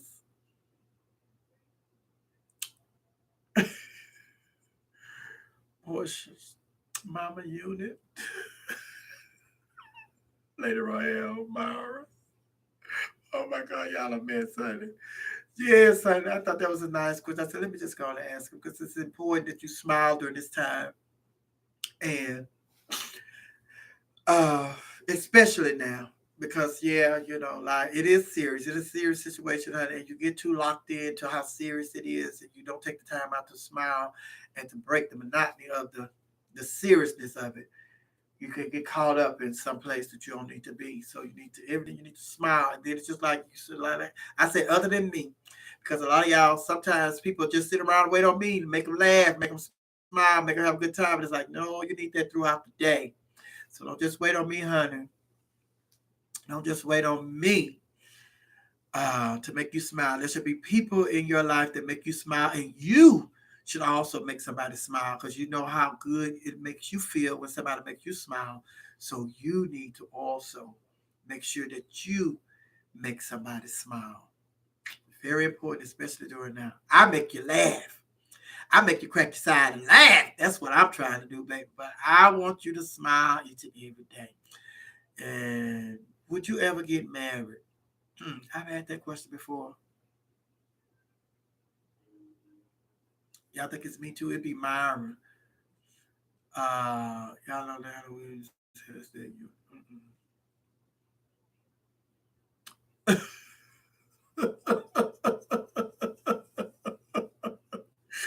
Somebody Sarah looking at the back of Mama Unit like, really? Oh, oh, the question: Would you ever get married? If I found the right person, and it's legal now, it's legal. So if I found the right person, of course, I consider getting married. I would consider getting married, but I'm not just going to get married just because it's legal. I want to do the whole process. It's not just going to be, I got to.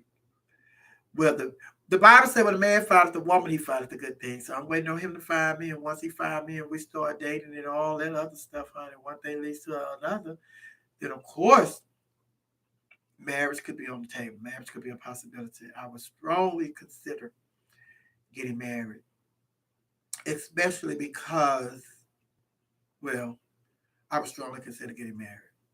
You know, yeah.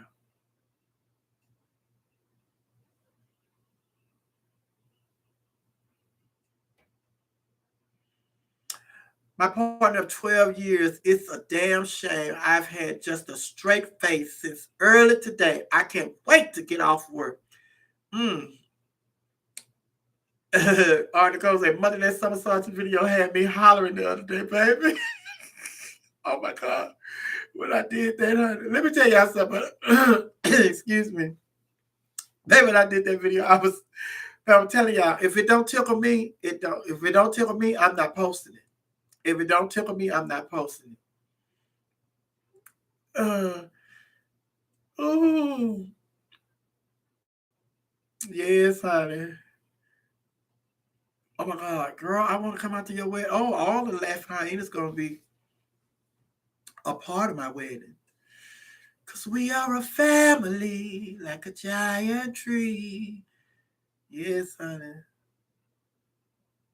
What isn't what a special Lincoln and Leah? Hi, Lincoln and Leah. Girl, I've been looking for you. I've been looking for you. I said, is Lincoln and Leah here? Because I had something I want to say. I want to make sure you copyright this because this is going to be on t-shirts. This is going to be on t-shirts, baby. And I said, baby, I did not say it because I didn't see you. You wasn't on here, girl, so I didn't say it, honey. And I know they was like, well, what was you going to say? No, ma'am, Lincoln and Leah not on here. I got to make sure I have this copywritten, honey, because this is going to be on t-shirts. This is what I want to say. What do you think about all these open marriages? Whatever works for everybody, whatever works for people, I'm okay with it.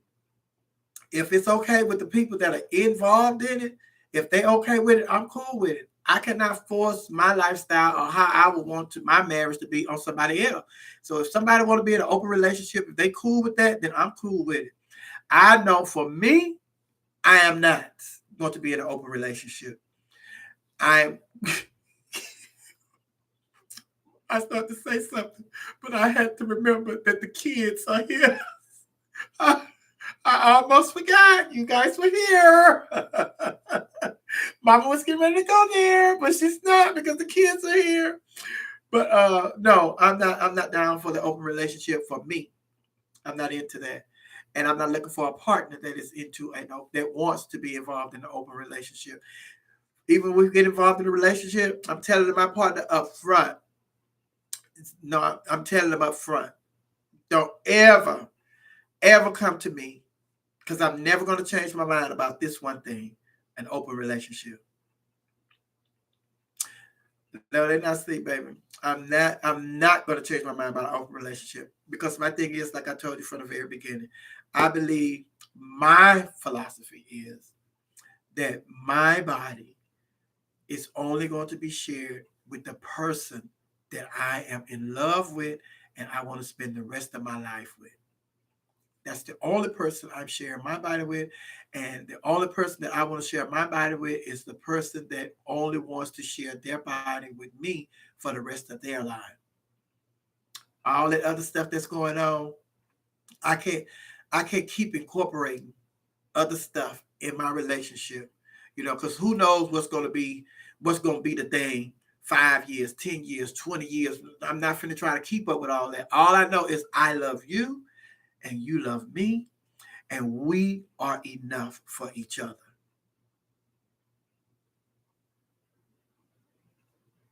No third parties. Now, I'm not into orgies, but people who are into orgies, if they are okay with it, I'm okay with it. But for me, I'm not the orgy type. I'm not even a one person type. No, no, we can't even bring nobody into the relationship. Not just one person. Some people that I know that are involved in a relationship. They have this one person that when get ready to just have a open relationship, they just invite this one person. I don't even want one person. It's just me and you. That's it. And I'm never going to change my mind about that. Mm-mm, at all. At all, because there's too much going on, especially and as I have gotten older, and I see everything that is, and I was around at the beginning of the HIV and AIDS epidemic. I was around at the beginning. I saw what it did to so many people, and not just so many people. I saw what it did to so many of my friends. So being promiscuous and sharing your body fluids with different people, you're asking for you're asking for trouble. And it's not about well, you could do safe sex, you could do, it's not about all that. It's just like you just cannot have everything that you see. Yes, you could desire, you could want it, you could yearn for it, but you do not have to have everything that you see. And trust me, I am 55 years old. There have been people that I have seen that was finer than wine, finer than the finest, just gorgeous, handsome, and that's when I was a teenager, when I was in high school, when I was in college, and since I've been an adult. And fine people, gorgeous people looking like model, they still walk on the face of this earth. So if I had tried to have all of the fine people that I have met, seen my whole life, or all of the gorgeous people that I've met, I'll be gone. I'll be gone. So know that you cannot have every fine person that's walking around on this earth. And I am not trying to. I could I could I could acknowledge that person. I could admire that person, but I'm not trying to sleep with that person. Would I want to sleep with? Probably, but I'm not trying to sleep with everybody, and you shouldn't either. You shouldn't either. And it's just like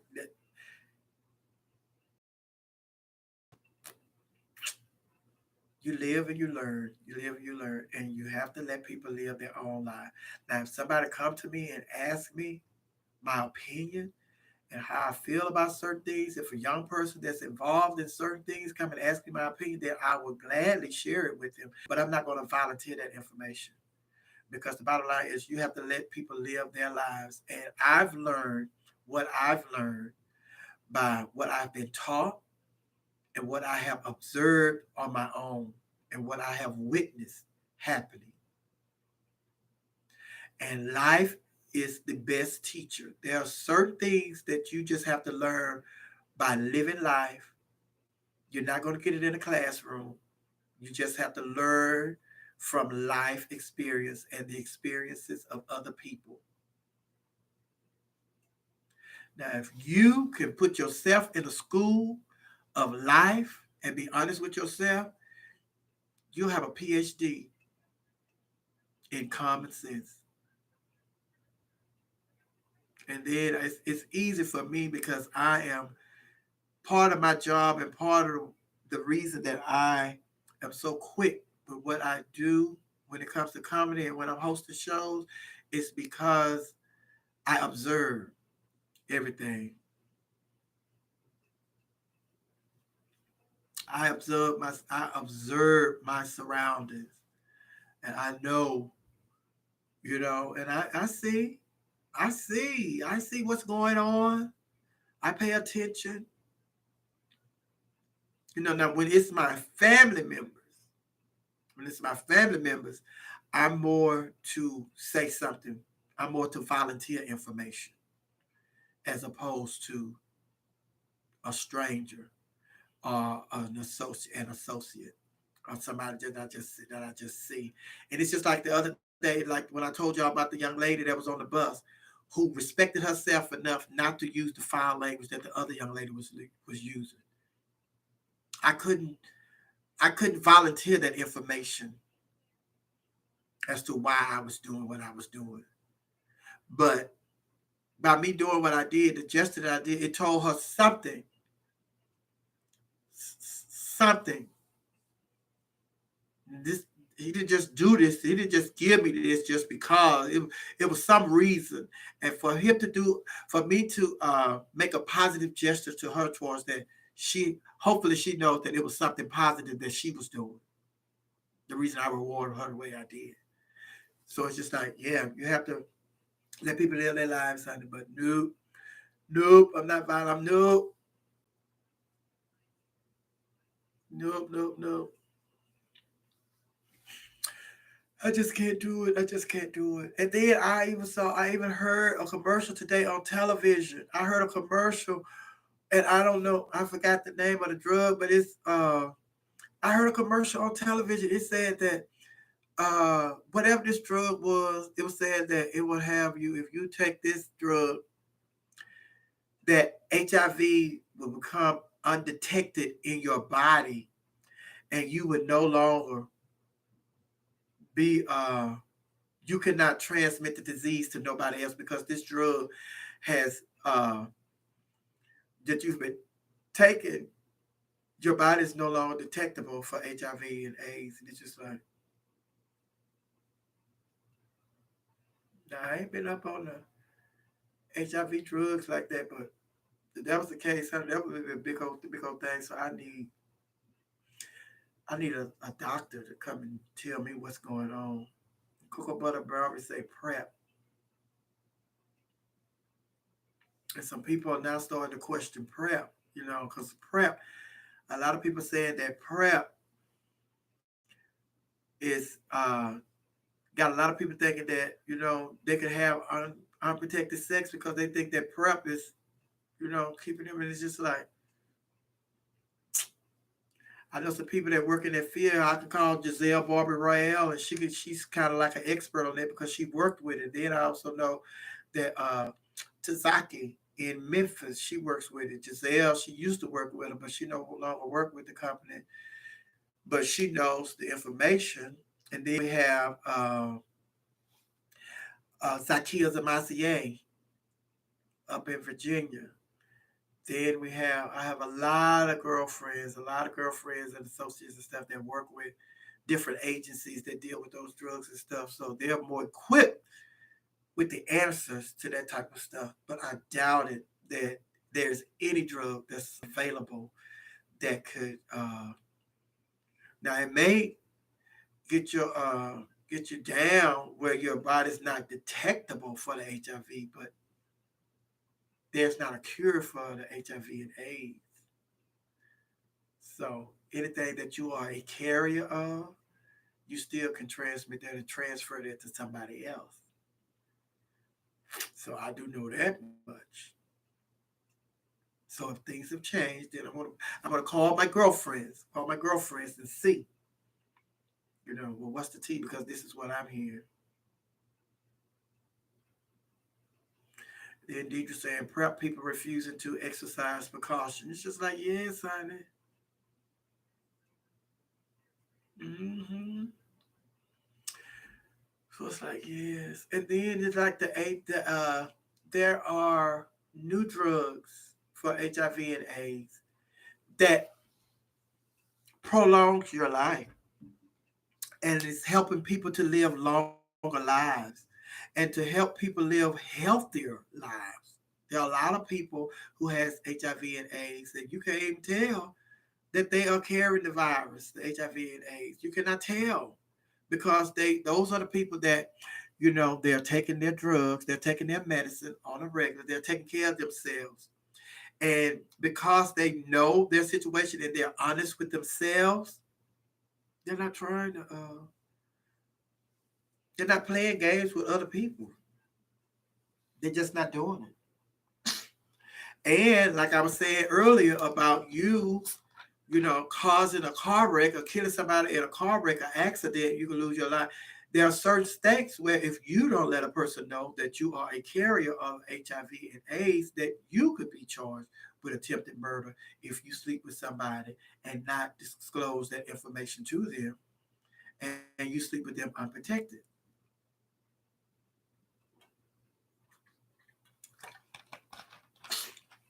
So we have come a long ways from the AZT. I told y'all I was around when this first hit. So we have come a long ways from the AZT days. And we still got a long ways to go. Still got a long ways to go. And also, since we talk about that, just want to keep all the people that are dealing with cancer, because cancer is another disease. We all the people that are dealing with cancer, because cancer is what took Little Richard out of here. I didn't know Little Richard was suffering with bone cancer, so he died from bone cancer complication. And Betty Wright died from cancer. A cancer. I don't know what type of cancer she had, but Betty Wright died from cancer as well. And she was only 66. She was only 66 years old. But I know there are a lot of people that are dealing with cancer, and there are a lot of people, over the weekend, and then even yesterday and today, people are posting that their my what you call them falling, my sex, but people are posting that their aunts and stuff died from cancer. So pray for everybody that's losing loved ones to cancer. But let me get up here and see what I could do for my set before it fall down. For it all come coming down.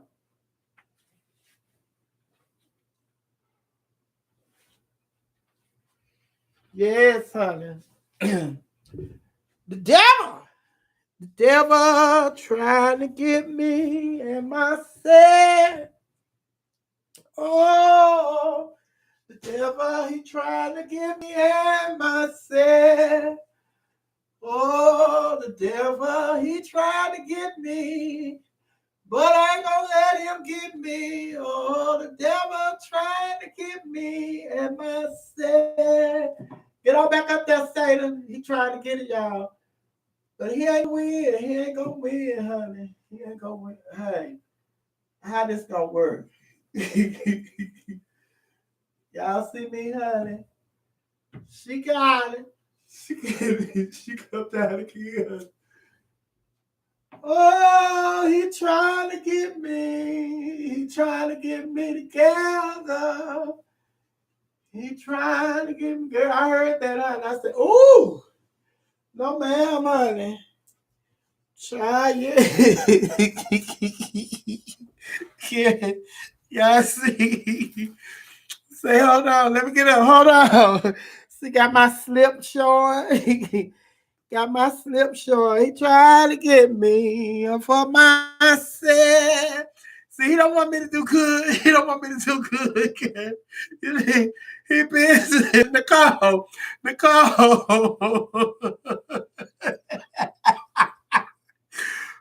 rocking slow, honey. Oh, somebody, Brianna, somebody, Miss Sophia got a Gucci scarf backdrop. Girl, that's not Gucci, honey. Girl, that is not Gucci. That is Tom Ford, baby. That is Tom Ford. Ooh. Liggin' and Live, I never did tell y'all. Liggin' and Live still here. Yeah, Liggin' and Live still here, honey. Yes, honey. Liggin' and Live. This is what I thought about. This is what the Lord put in my spirit today, honey. We're going to have this put on t-shirt. You know, we are in the year 2020. We are in the year 2020. And everybody...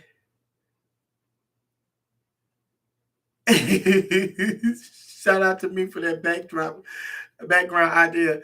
Hey, say Sophia shot me out for that background idea. No, you say you wanted to be funny. I should put something funny up. I was serious. I had put up my birthday card that Chris Higgins made me. Hey, Lucy. Hey, Lucy. Thank you, Lucy. Lucy is a very loyal supporter, honey. She helps me eat. Lucy helps me eat too, baby. Yes, but she does, honey. Yes, Liggin' Lil is here, honey. So obviously, my baby, we all be talking about 2020 vision. We want 2020 vision. Then we have to start wearing glasses. We have to start wearing contacts and all that. And I say, we're living in the year of 2020. And nobody saw this pandemic coming. We're living in 2020. And nobody saw this pandemic coming. So that means nobody in the world didn't have perfect vision. The world was wearing glasses.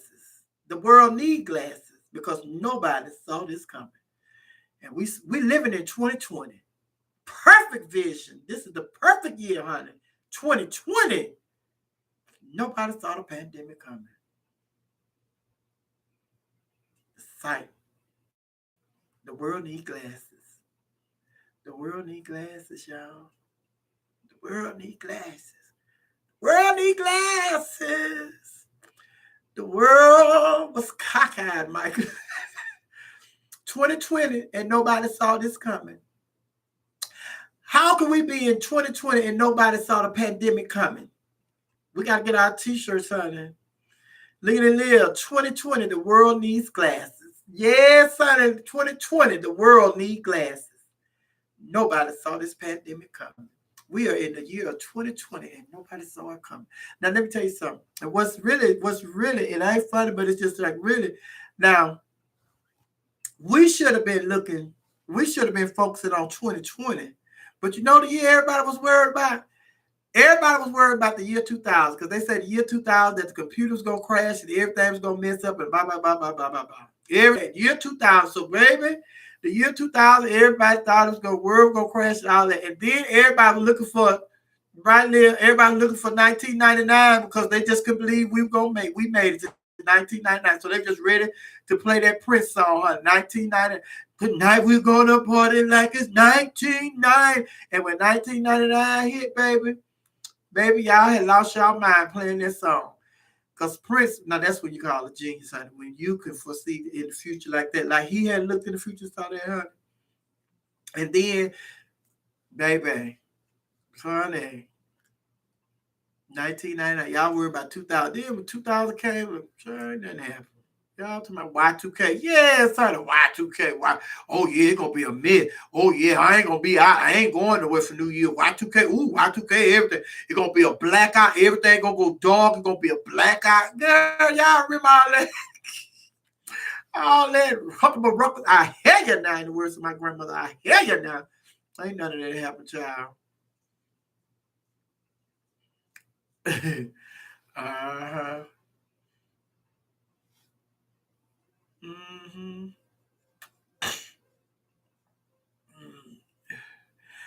Look, Zach, talking about Sophia seen the no texting song, baby. Y'all better tell Zach. I don't know that song. That is something. Listen, my songs for all the new people and Zach.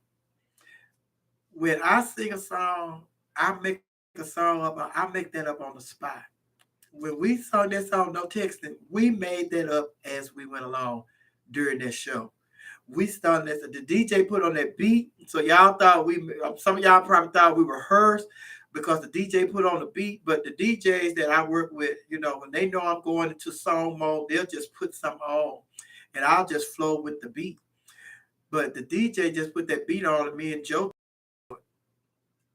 we don't know this, baby. I ain't listen to that song. And then somebody, when people post it, I see people posting and stuff, and all I know is no texting, no texting.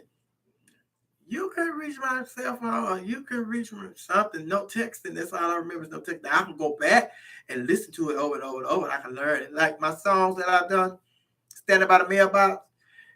Baby, I've been singing it so long by request. Oh, excuse me.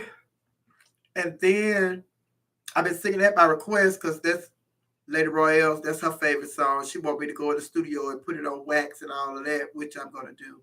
Got to let the pandemic get off here so I can get into the studio. But Juju the Garden said, I remember my job at the hospital was ready for Y2K, honey. Yeah, everybody was. They had scared everybody, honey. So,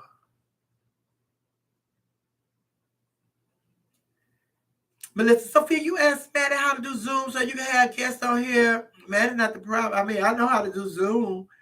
I know how to do Zoom. It's just that my phone act up and I don't want to do Zoom. I'm going to do it on my computer. I'm going to download it on my computer. But I have a Zoom account because I'm going to be on a Zoom. I love you, John Murphy. I love you, John Murphy. Thank you. I have Zoom on my phone, but my phone be acting up. She won't keep it charged. She over there now charging, honey. But I know how to do that. So, yeah, I'm going to do that. That's part of the thing. Yeah, we're going to do that. I got Zoom. As a matter of fact, I'm going to be on Zoom Thursday. I did Zoom with the people in Memphis. So they got in contact with me the other day, and they asked if I would do the show with them Thursday. So I'll be on Zoom Thursday with the Memphis people. It's going to be me, Sophia Buttercup, and somebody else. They were saying they're going to send me the flyer. So once they send me the flyer, I would post the flyer, let y'all know, so y'all can all join in. I mean, check us out. Check us out on Zoom. Oh, my skin, my finger. Ew. I have to go wash my hands. All about me, because y'all know her phone is still charged. Did Quetta ever give you your check? Quetta, child, no, I got my check, honey. She ain't got my check, baby.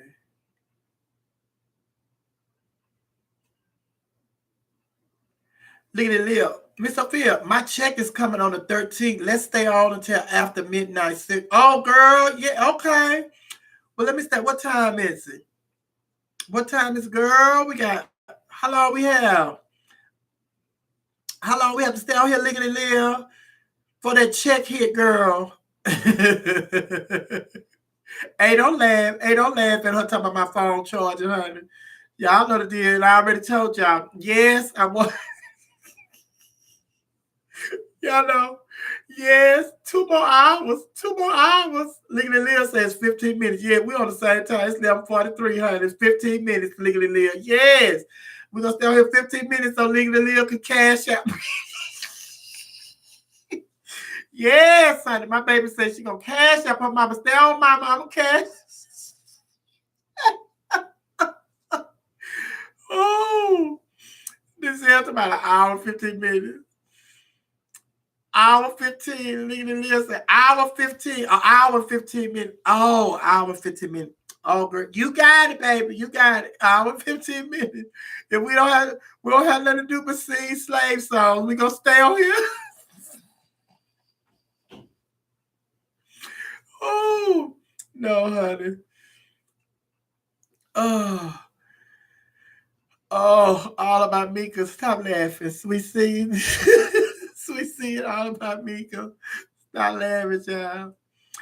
Hour 16 to be exact. Oh no, we just went through a minute, honey. We just went through a minute, girl. Oh, she said, I'm gonna run your money, girl. I'm gonna run your money, girl. Oh, No, honey. Y'all come up with y'all. I don't know. Let me see. If the set don't stay up, let me see if the set don't stay up. I don't know. I don't know. I don't know. Ooh. All about me. I'm trying, but I'm sick of that damn phone, honey. Ooh. Melissa, but Denzel, what time you going to bed? We know you don't stay up. Melissa, Denzel, are y'all through with the school? Y'all gave all the kids that stuff out the lockers? Y'all gave all the kids all that stuff? Yes, I love this old hair. I love this hair. This mermaid hair. Denzel, Melissa, I got to work tomorrow and be at work 8 a.m., so I'm not sure. Okay. Melissa. Oh, but I was talking to her. I'm sorry, babe. But yes, but all them songs, like I remember my song from Waiting on the Mailman because, like I said, my daughter, Lady Royale, she loved that song, honey. She wanted me to go in the studio and put it on wax, and I'm gonna do that once we get this coronavirus stuff, honey. And also my song at the end of the show, like I'm so glad we had this time together, and I like that because I like Carol Burnett. I like the Carol Burnett show, and so that's where that first line come from. But then when I came up with my lyrics, and now that I listen to Carol Burnett whole song, it's just like, oh, well, this kind of like really kind of like a bite off the whole song. So like they're similar in the meaning, but that first line is definitely I got that from Carol Burnett, the Carol Burnett show. Dun, dun, dun, dun. So glad we had this time together, just to sing a song or share a laugh or two. But yes, honey, but I love singing. I love singing. I love playing with singing. I'm not like a lot of people hear me. They say you could really sing if you put your mind to it. Even singers, like when I was at V, like singers will come on. They say, "I hear you on here sometimes. You really can sing. If you really wanted to, you could sing for real. I'm talking about for real, for real. You could sing." And I was like, "Oh, thank you." But like I said, once this serious, I know y'all say, "No, you're not, Mama. No, you're not." But once this pandemic is over, I'm going to do more because a lot of the girls for the RuPaul's Drag Race, they just come out with Nene come up with a song. Now you know Nene can put a song out. I can put a song out. If Kim could put a song out, I can put a song out. So it's like a lot of girls from RuPaul Drag Race, they put songs out. I can put a song out. I can put a song out to this. But I always, like I told y'all, I never, for and this is how I really thought. This is how I really my thought process was when it came to that to singing. I never want because I know that I am not the type of person to go on tour to do a concert tour. That's not my voice. My voice can handle a concert tour, but see, a lot of people's like, and then it's just like, well, I'll just say this before I go to what a lot of people say. I know my voice is not up for a tour because once you put a song out there and people gonna want you to come and sing the song, even if I just put one song out, they're gonna want me to come and sing that one song at a lot of gay pride. They say, Miss Sophia, book Miss Sophia so she can come and sing her song at gay pride. Yes, I can do that. But be going on a tour like Beyonce and all of that, they're like, no, you ain't gotta do no tour like that. You ain't got to do no tour like that. If you know your voice can handle it, don't even set yourself up for that. But don't deny the people what they want from you and what they enjoy from you. And if it's a song that you give, then give them a song. But, and then I took my lead from Jill Scott because Jill Scott did not want to do tours. Jill Scott even stated in several interviews, she said, in the beginning, I did not want to do tours and, concerts and all of that. I love singing. I just want to, make an album or make a CD, and I just wanted to sell. And I don't want to do all the touring and all of that stuff. And that's how I felt. It's just like I felt like I would be like playing with people almost. You sing these songs, people gonna want you to come and sing on tour and all that, and then you sing these songs, got these people want you to come, and then you won't. So then when you don't go on tour, then people gonna turn against you because they feel like, oh, You know how people are. You know how people are when they support you, and then you don't give them what they everything they want. Not some of them. When you don't get them, a lot of people you go to everything that they want. Then they're gonna stop buying the song. They're gonna stop buying the record because oh shit, coming up to a girl, I don't want this, I don't want that. So then it's just like, but now my thought process have changed because people have told me, if you know your voice can handle that, and that's not what you want to do, then don't set it up like that. You just set it up where gay pride is not one weekend after another weekend after another. Gay prides are spaced out. So if they want me to come and sing my song at a gay pride, then it's just like, okay, excuse me. Gay pride in Houston is first weekend in May. Gay pride in Memphis is, Juneteenth weekend. Gay pride in, you know, New York is June. And the gay pride in DC is, so it's just like they're spaced out. So I can go and do gay pride. And I'm sure they will want to book me because it's like, girl, you heard Miss Sophia song. And then they're going to, because even with the song that I do my little stuff. And then I remember my mom used to say, my mom used to say, Junior, I saw your little house. I said, my mom do nothing live. And so every time I say my little stuff, now my mom would say, oh, I thought you didn't do nothing live. She always remember that. So I always say that. So yeah, the stuff that I do now, like what I did, he got the whole world. Somebody took that and put a beat to it and all that. So then it's just like, and that's what I'm going to work with Malachi. Malachi, when I did the show over the Taser's house, Malachi has a studio, and Malachi is good with all that stuff. And I told Malachi that I want him to work with me and help me put like beats and stuff to these songs that I'll be making up. So that I'm serious. I'm serious with this singing thing. It's just like, like y'all want that, y'all like that, so I'm gonna give y'all some songs. Me and Malachi will get ready to get together. Me and D Maestro is another person that has, the whole works. He has a studio and all that stuff. So I know some people, and I've already reached out to them, told them that I'm finna get this stuff, and I want to just, come on with some beats, honey. I'm finna come up with some songs. So yeah, that's getting ready to happen. The songs, honey. Somebody say Apple Music not ready for you, Miss Sophia. Well, they better get ready. Cause I'm on my way, honey. I'm on my way. This is like, during this pandemic, honey, when you're sitting around and you've been you just it's not that it's taken, but everything is put on hold. Your jobs have been put on hold. And you gotta find other means of survival and other means of income. And it's just like now, and it's not good that we're going through this pandemic, but for me, it has allowed me the time to figure out what it is that I need to do and what I should have been doing. And my thing is, I got to get up on my merch.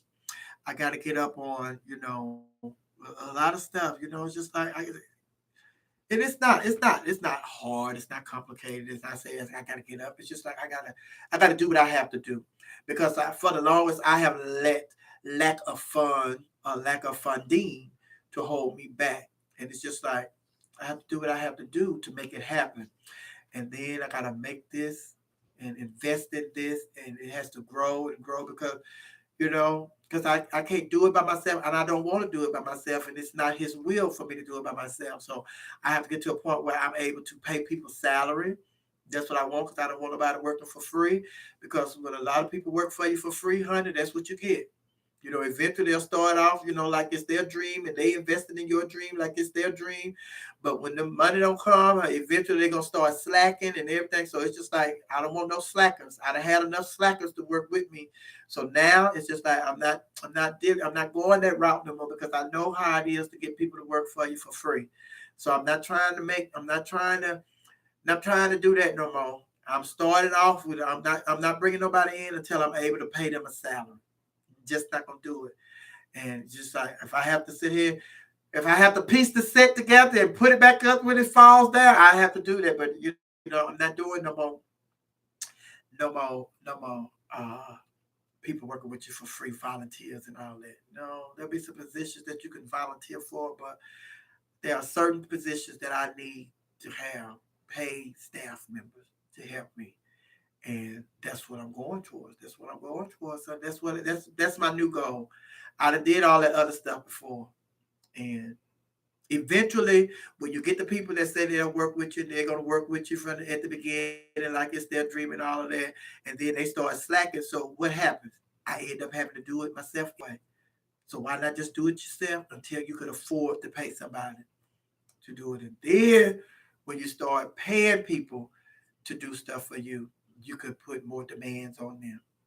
And you let not more demand. Yeah, you can just tell them, listen, this is what I'm paying you for, and I'm gonna need some results. You know, and as the company grow, your salary will grow. But it's no more, not even friends. And my thing is, and when it comes to the friends, um, I'm not, I'm, mm-mm. I'm not hiring friends. I'm not hiring friends. I'm not hiring friends. And if I can, I'm not hiring family. I'm not hiring friends and families. Because the thing about that is it's hard to say no to friends. It's hard to say no to family. It's hard to fire family and hard to fire friends. But if you come in as a stranger, you my employee. And if my employee not giving me what I ain't got to go because I have my niece, my brother, my cousin. They gonna call my mama. No, my mama, I don't care. Sheila did not do. I don't care I ain't got to go through that. I'm not hiring. I'm not hiring family. I'm not hiring friends. Just out. Not doing it. Not doing it because that's who a lot of people. Oh, my baby. Hey, don't jump down like that. Don't you fall, honey? Yes. Yeah, all right, but girl, he said she not hiring me. Let me get out of here. You all right? You all right? Yes, I'm not hiring family. No, you're all right. You're my baby. You're my baby. Yes, honey. Yes, honey. Girl, let me go put this baby to sleep. Oh, I know what it was, honey. He was trying. You want to go back? You want to go back? Look at just laughing, just laughing. Yeah, you want to get up here with mommy. You want to sit up here with mommy. Okay, you don't have to jump down. Don't you jump down. Don't you jump down up here no more. You scared, mommy. You scared, mommy. You got your little toy. You got your little toy. Yeah, he has a little toy. She has a little toy over there. They have toys, baby. They have toys. Yes. I love you. You love me. We're a Y'all stop. Y'all stop in that coming room. Yeah, look. Because I was wondering, like, what is that? What is that? Oh, my baby. Oh.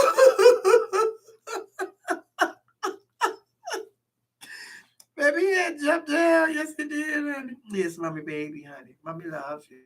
Yeah, look how Sarah looking at us. Sarah looking, mommy. I know, honey. He just wants some special attention. You know how boys do. Yes, honey. I love my baby, honey. Yes. Yes. I love you. You love me. We're a perfect family. With a big kiss and a hug from me to Sebastian and Sarah. Would you say you love me too? I love you. You love me. Would you say we're a perfect family? Child, somebody say, child. Talking about that baby got white hair. They are mixed. Their dad is Italian. Their dad is Italian, honey. Everybody, man, who you adopted them kids? No, honey. I gave birth to these kids. Their dad is no, the baby's fine. He just jumped down. I knew they probably jumped down, so I already had pillows down on the floor, honey. So he just fell on the pillow. Yes, honey, he didn't hurt himself. Mama, no, honey. Now if Sarah falls, Sarah may hurt herself, but she gonna fall into that she gonna fall into that uh that moonshine. She gonna fall into that moonshine. But what was I saying before my baby's jump ship? Somebody said it here about the baby to jump ship, honey.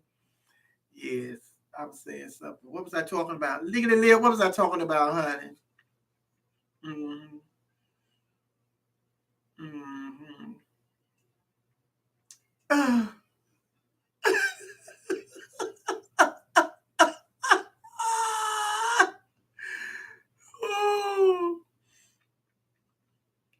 oh, I'm out, so tomorrow I can go and make this one. All right, Denzel, bye. Now talking about Sarah's about to jump. No, she not. Sarah's not gonna jump. Mm-hmm. Yes, honey. Oh, yes, baby. Sebastian. Mm-hmm. Tell him to say no. Say no. Say no. Say no. Say no, no, no, no, no. No, me, mommy. Mommy, mommy. Yes, baby. Oh, see, we sung a song for them when we came on, honey. We sung the song for the children. Jesus loved the little children. Sing it, Bastion. Sing it. Say, Jesus loved the little. Jesus loved the little children. Sing it, Sarah. All the children of the world, red and yellow, black and white, they are precious in His sight. Sarah. Jesus loved the little children. Yes, baby, they love that song. That's their favorite, honey. They love that. Come on. Jesus loves the little children. All the children of the world, red and yellow, black and white, they are precious in His sight. Jesus loves the little children of the world. They love that, baby.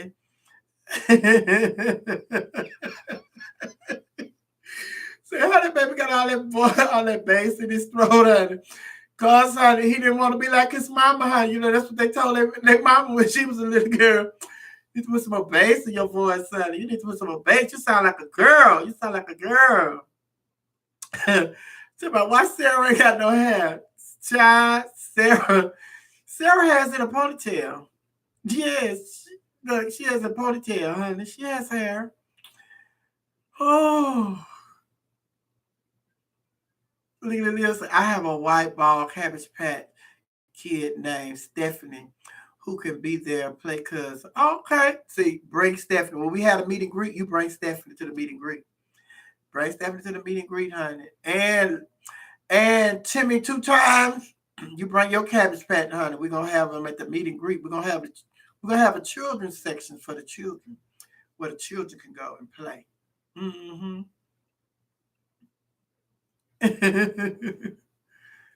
Ooh. Sarah not bald head. She got a ponytail. She has a ponytail. Baby, did y'all? Oh my God. Oh man. Just wait, honey.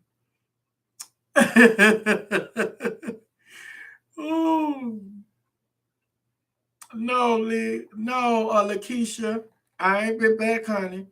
And you know what, Lakeisha? I ain't been back to the post office because I called the post office. This is the thing. Post office. That's why I say the post office get ready to close, child. They can ready to close them down.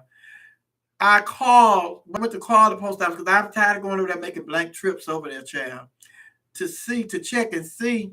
Do you know that they don't give you the local post office number no more? You just got to call. When you try to call the post office, they give you the 1-800 number. And nobody answers the phone. It's just a record. It's just a machine, automated machine. You just got to try. I have a local question. I need to talk to somebody locally. I don't need to talk to no automated machine. And press one and press two and to hear these choices again. Go back to the main girl. Go on with all that. So no, I didn't get it, honey. I'm gonna just mess around and give y'all my home address. Give you my home address, honey. Mm-hmm. Yes, I know, I know, I know. Baby, these kids are with mommy and daddy. Daddy's daddy is sleeping right now, so I had to keep the kids. Usually he has the kids while I'm on here with you all, but daddy went to sleep because he has to get up early in the morning to go to work. So I had to do what I had to do because I was coming on here early. That's another reason why I came on here early, because I knew the kids. I had to have the kids. So I'm gonna have to put them to bed. But you ready to go sit back over here? You ready to go back over here? Mwah! Mwah! Yes, honey. Now sit up there.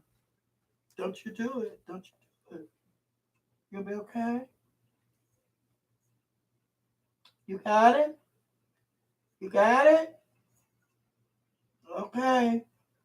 He said, no, no. Look, he gonna go again. Mm-hmm. You out of the frame. You're not in the frame. You need to come over because you're out of the frame. You need to come over. Don't do that. Stop playing.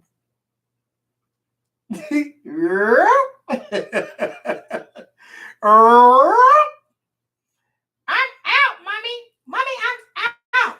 Look at that. Stop it. Stop it, Bash. Stop it, Bash. Stop it, Bash. There you go. You good? You good? You good, Peanut? You good, Peanut? Look, put my guardrail up for my baby if you fall. Mm-hmm. Oh, oh. Y'all stop laughing at that baby.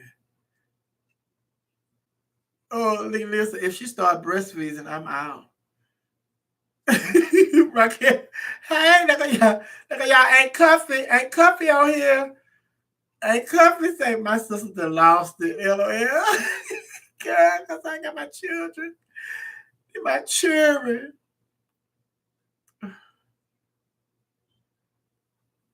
Oh, Sophia done went and had some babies. Sophia, what's the daddy? Who's the daddy? And are you getting child support? No, we still together. Dad and I, we still together, honey. Yes, honey. Oh,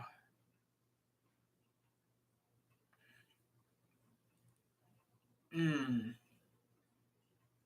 Cuffy. Hey, Cuffy, what's going on, Cuffy? What's happening? Oh, my little, yes, I had to bring my kids to work with me tonight. Mm-hmm. Uh-huh. Yes. Re-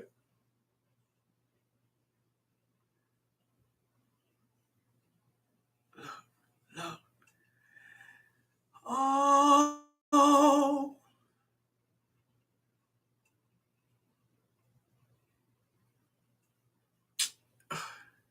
Oh, Lady Royale, your mouth so filthy.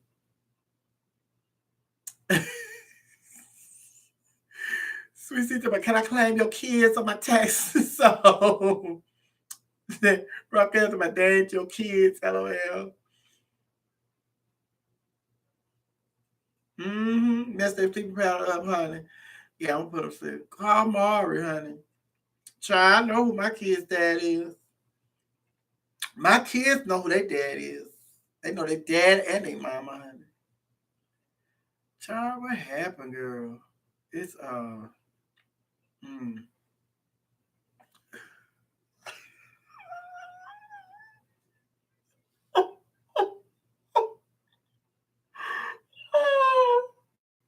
Child, Michelle, they had some moonshine. That's why one part and the other was somewhere in between floating.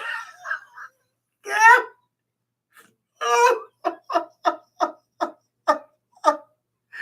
You know what?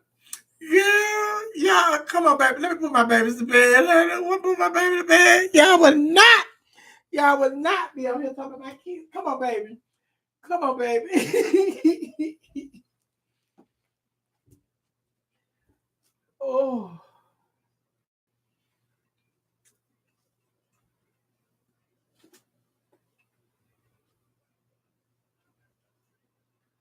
put my babies to bed. Y'all would not be laughing at my kids talking about my baby. Come on, they gonna play. Go play with your. I'm gonna get your sister. Yes. Stop it. Stop it. She's coming. Yes, here. Play with your Yes, honey. Come on, baby. Come on, mommy's baby. Yes, you ready, mommy's baby? Mommy's baby. Mommy's baby. Yes, look at it, mommy's baby. They all had their toys, baby. They be serious with their toys.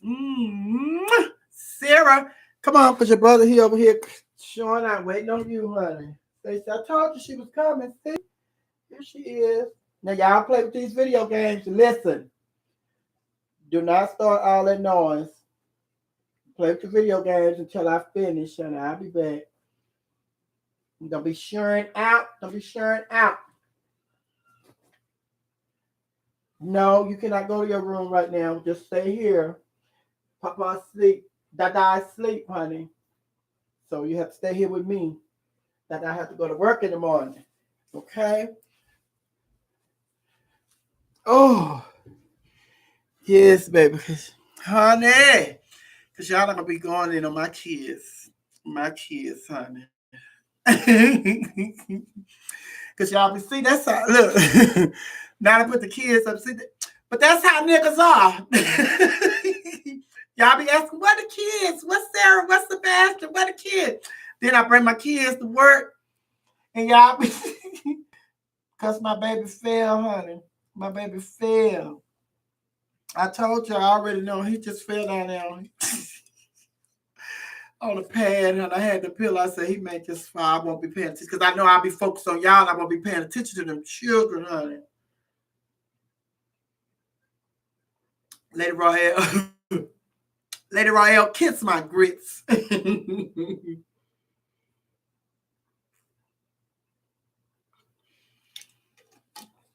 No, baby. My kids are potty trained. They are potty trained. Hey, to my Sophia, please. Sophia, next time, please take that plan B. Can't nobody make me. Can't nobody make me. Like, share this video. Like and share this video. Like and share this video. Like and share this video. Like and share this video. Um, come on with y'all questions, honey. Come on with y'all questions. Let me ask this question, cause y'all playing, honey. Uh,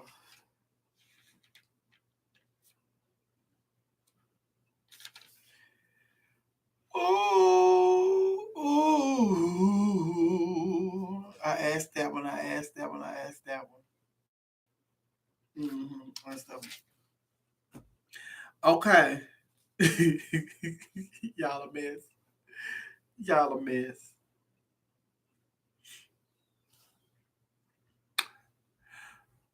The last time, Lady Royale.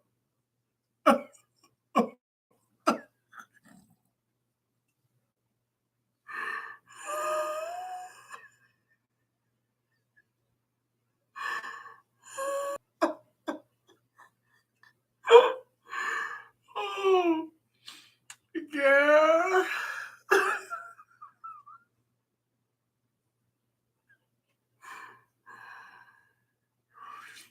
Now I'm laughing, but I'm laughing. Let me tell you something, Lady Royale. You leave my kids out of this.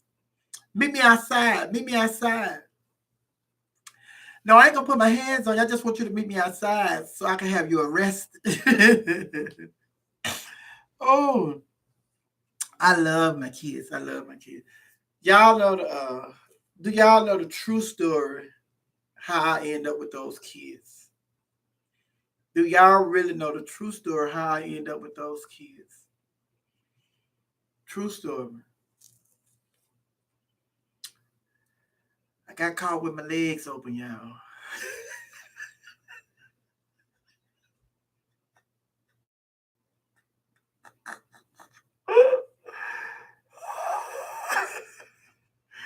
They Italian. They're Italian mix.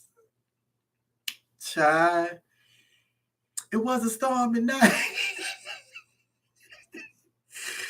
oh. Oh. Timmy 2 times, not you too. So they done bought your black ass too, huh, Curtis?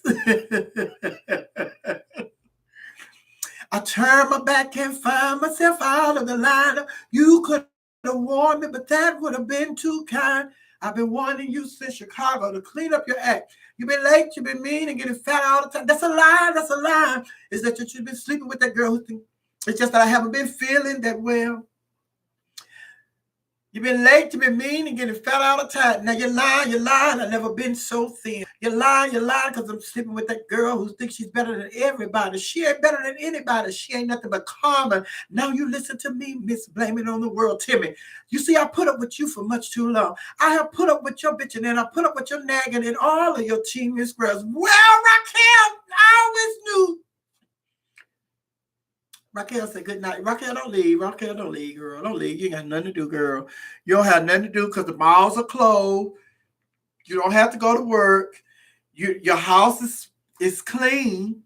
You can follow that trail. Ain't nobody over there. You ain't got to worry about picking up no glass, going behind nobody, giving the glass of water. Then they go to the restroom and you done picked up the glass and washed it and put it back in the proper place and everything. So, girl, you don't have nothing to do, honey. Thank you, Timmy. Timmy said, I like your backdrop, honey. I like your backdrop. Yes, child. I'm going to change it, though. Tomorrow it's going to be something else, honey. Yeah, I'm going to keep changing. I'm going to change. Tomorrow I'm going to do like Raquel. I'm just hang my wigs in the background. Because everybody ask me, ooh, wigs, my units. I'm going to hang my units in the background. Raquel have her wigs, they say, hanging in the closet and stuff in the room where they hanging on the wall. So tomorrow I'm just hang my units behind me. That's what I'm going to do, put my units up there. Tomorrow night, honey.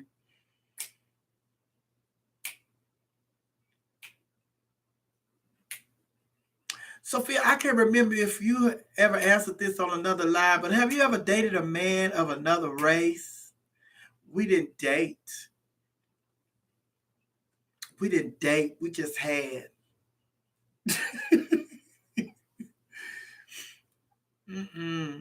I like chocolate, honey. I like chocolate. I like chocolate, but now that I'm older, I'm open.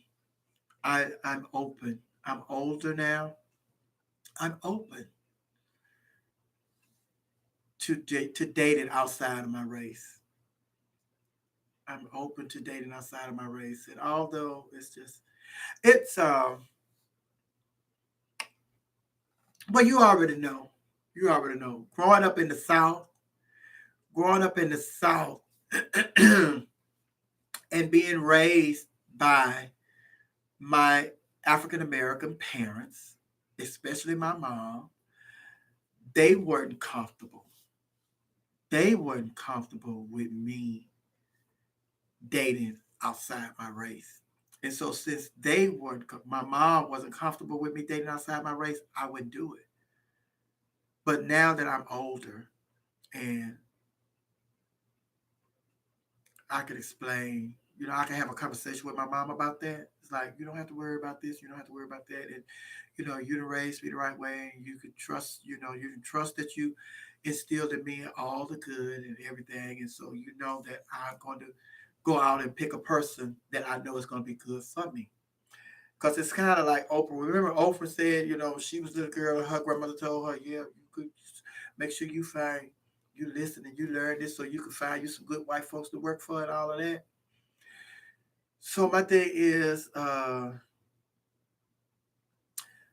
my mom, and then like I told y'all, even when y'all gotta remember they drugged the man behind the truck in Vida, when they drugged that man, tied that man to that truck and drug him. That was in Texas, and that was like a couple of hours away from Houston. So even when I moved to Atlanta and when I would drive back to Houston, my mama told me, make sure your truck is full of gas or your car is full of gas before you get to that town. You stop in that town. You make sure you have enough gas where you can drive through that town. And y'all know how, when that happened. And so it's just like, and then that was the person that raised me. And so she wasn't comfortable, girl, and everything. I went to all black schools, went to an all black college, so everything was black. So then it's just like I got to a certain point in my life where I realized that, I wasn't, I'm able to have the conversation with my mom, and I'm open to dating outside of my race. And then part of the reason, that was part of the reason, because my mama was not comfortable with me. My mama was just as comfortable with me dating outside my race. And then another part of the reason was because, of who I was in my community. I felt like I would be looked at as though I was a traitor if I'm the Miss Sophia, and I graduated from the, you know, SBCU University, and I was and then it's just like, girl, how you date? But now it's just like all of that, just, I don't care. If somebody else has a problem with somebody that I'm dating, I don't care, because when I'm dating somebody, the next person that I date, the relationship is between me and that person, and not the outside forces. Not, it's not, I respect my mama and I love my mama, but this my relationship with the person that I plan on spending the rest of my life with, that's not a decision that my mama can make. I just want my mom's support. And now I'm able to verbally communicate to my mama to, let her know that the words that she have, are the words that, she had with me dating outside the race, she don't have to worry about that. And if I could convince her, if I could just tell her my truth and let her know, then it's just like, I know my mom could be okay. She's like, oh, okay. Well, long as you good, I'm good. I just want you to be careful. Like, you feel like this, okay, I'm good. So I wasn't, when my mama said something, I just, okay, mama, like, I ain't gonna do it. But now it's just like, mama, she trusts me enough to make good judgments. She trusts me enough to move to Dallas from Houston. She trusts me enough to move from Dallas to Atlanta. So, and then it's just like, ever since then, I've been able to communicate with her, and now it's just like I'm able to communicate with anybody. And it's just like, I even said that, when it comes to dating, like, I remember we did the show like a few weeks ago, or probably was last week, we did the show. These straps under my arm, honey, this thing is just pulling under my arm. That's why I keep. But we did the show a few months ago, and I was saying how, the person that you want to date, you talk about, you have to date the person that your friend and dated, because you just get out of the United States, go to Africa, go to Paris, go to Germany. The person that you're supposed to be your soulmate, probably in one of those different countries. So it's the same thing with me. I got to the point where I realized that I'm limiting myself when I'm cutting out different races, because you're not dating a person for the race, you're dating a person for their heart, and how they make you feel and how you make them feel, and the connection. And uh, who's to say that your chemistry with somebody else of a different race, it's not going to be there. So, rather than focusing on somebody's color, focus on their heart. That's it. That's where I am. So yes, I'm open to dating outside my race now, because I realize that it's what I want. It's what I want that matters, and nobody else. Because everybody else, they have what they want. They dated who they want. And they didn't come to me to ask me my opinion about who they wanted to date. So why am I putting more interest in what somebody else think about who I'm dating, or who I'm considering dating, who I consider dating? Because, like I say, when you're in a relationship with somebody, it's between you and that person, and all outside forces. And I'm serious about that. And this just for you all too. It's a CC Vi. I think CC Vi. CC Vi. She always hit me up every time, because when I get ready to do the post, when I'm getting ready to go on the radio, We Are You, I always put a post up of a sexy guy, and CC Vi is always come, girl. Try, you go get me in trouble, because I'm trying to look at these pictures. And my husband is sitting right here. He looking at me out the side of his eye and everything. She always, talking about I'm gonna get her in trouble with her man, her husband, looking at all these sexy pictures, these men that I'm trying to scroll past this, but it just popped up on my timeline and all that. So it's just like it's like although she be joking and stuff, but it's just like your relationship is between you and the other person. You and the other person. And once it's just once you get that, and that's the person that I'm looking for that person. And that's gonna be a conversation that I have, at the very beginning and say once I realize, because once you start dating somebody, it's like I'm going up under here, pulling this honey. I want to cut these straps. Y'all see them in there? I just want to cut them, honey. I really do. But once I start seeing somebody, I'm not gonna tell them right off. But when I find out that we're getting serious, then these are the things that I'm going to express with them. I'm going to express to them uh the I'm not interested in having no origins or no open relationship. And I'm not interested in having nobody else, you know, in this relationship with us but us. Everything that happens in this relationship is between us. We make the decision. We don't have to go to no outside force to ask them what they think and all that. If we want to go and ask somebody, then we're gonna go to a therapist, and we sit in a therapist office and let them help us work out our differences or our situation. But we're not going to our friends, we're not going to our family, we're not going to nobody else. If you and I cannot work this issue out, then we're going to seek therapy. And if that don't work it out, then we'll just make the decision whether we want to continue with this or we want to end it. But we're not bringing no outside forces, friends or family, into this relationship. Everything that happens with us stays with us, you know. And one of the things that I want to try to implement in my new relationship is never to go to bed mad, never to go to bed angry, because time you don't get back. And God forbid we go to bed angry, you die in your sleep or I die in my sleep. Last few moments of us being together, what lovely. What hugging and kissing and spooning and all that. We were pissed off. You on your side, I'm on my side, or you in the other room and I'm in this room. I pray that the person that I'm my next relationship that we never go to bed angry. Never go to bed angry. Never go to bed angry.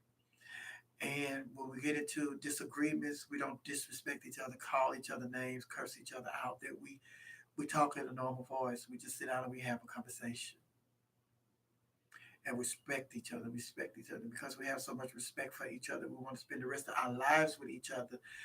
How can you say you want to spend the rest of your life with somebody and you disrespect that person? You call them out their name and all that. Who wants to spend the rest of their life with somebody that's disrespecting them and calling them out of their name? Who wants to spend the rest of their life with somebody that can't sit down like an adult and have a decent conversation? Although you're angry, you're upset. Yes, everybody gets angry. Everybody gets upset. And you're an adult now. But you have to learn how to work out your differences and control your temper and your anger. You have to control your temper and your anger. There are times you're gonna get mad. There are times they're gonna make you mad. You're gonna make them mad, but that's not your intention. That never is my intention to make my partner mad.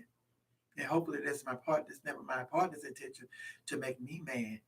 But when we do get to those chains, do get to those situations and those scenarios in our relationship, we need to be two calm adults to come and sit down. Even if we have to say, "Hey, give me 15 minutes, and we're gonna come back and we're gonna talk about this. We're gonna discuss this. But right now, I just need 15 minutes to breathe. I need 15 minutes to breathe. But we're gonna take care of this. I'll be back in 15 minutes. Is that cool with you? Can we do that? Can we just take a break right now?" And do stuff like that. Because bottom line is when you love somebody, love don't hurt.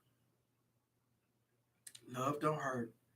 And love don't want to see you hurt. And every day is not going to be a bed of roses. Every day is not going to be a bed of roses. There are going to be trials that are going to come. There are going to be things that come, but y'all have to know how to deal with them as adults.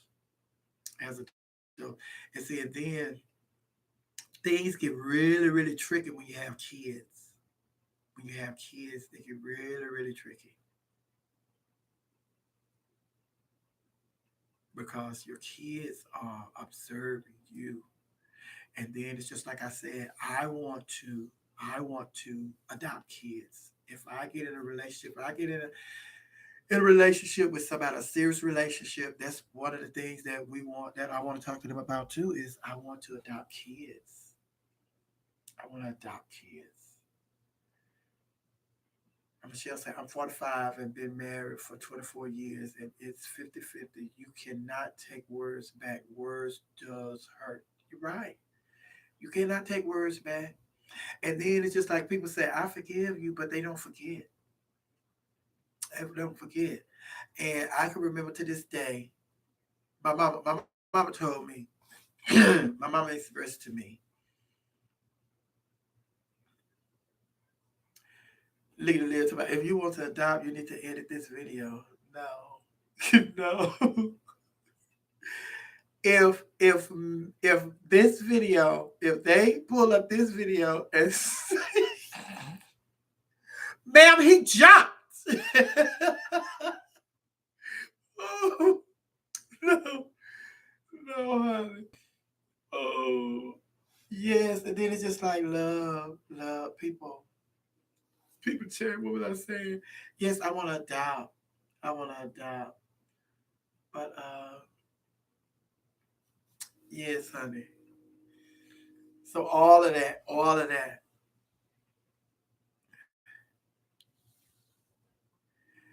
Let Royal say, my aunt was with her husband since she was 14. She passed at 84. Love is never unsure. Mm-mm. But how many DoorDash drivers going to tell me how my DoorDash driver going to tell me he left my food outside my door?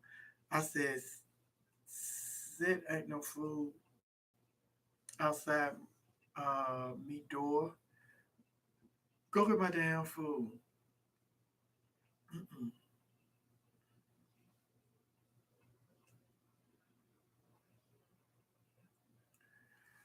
Oh, that's what they're doing now because of the corona. The safe distance, honey.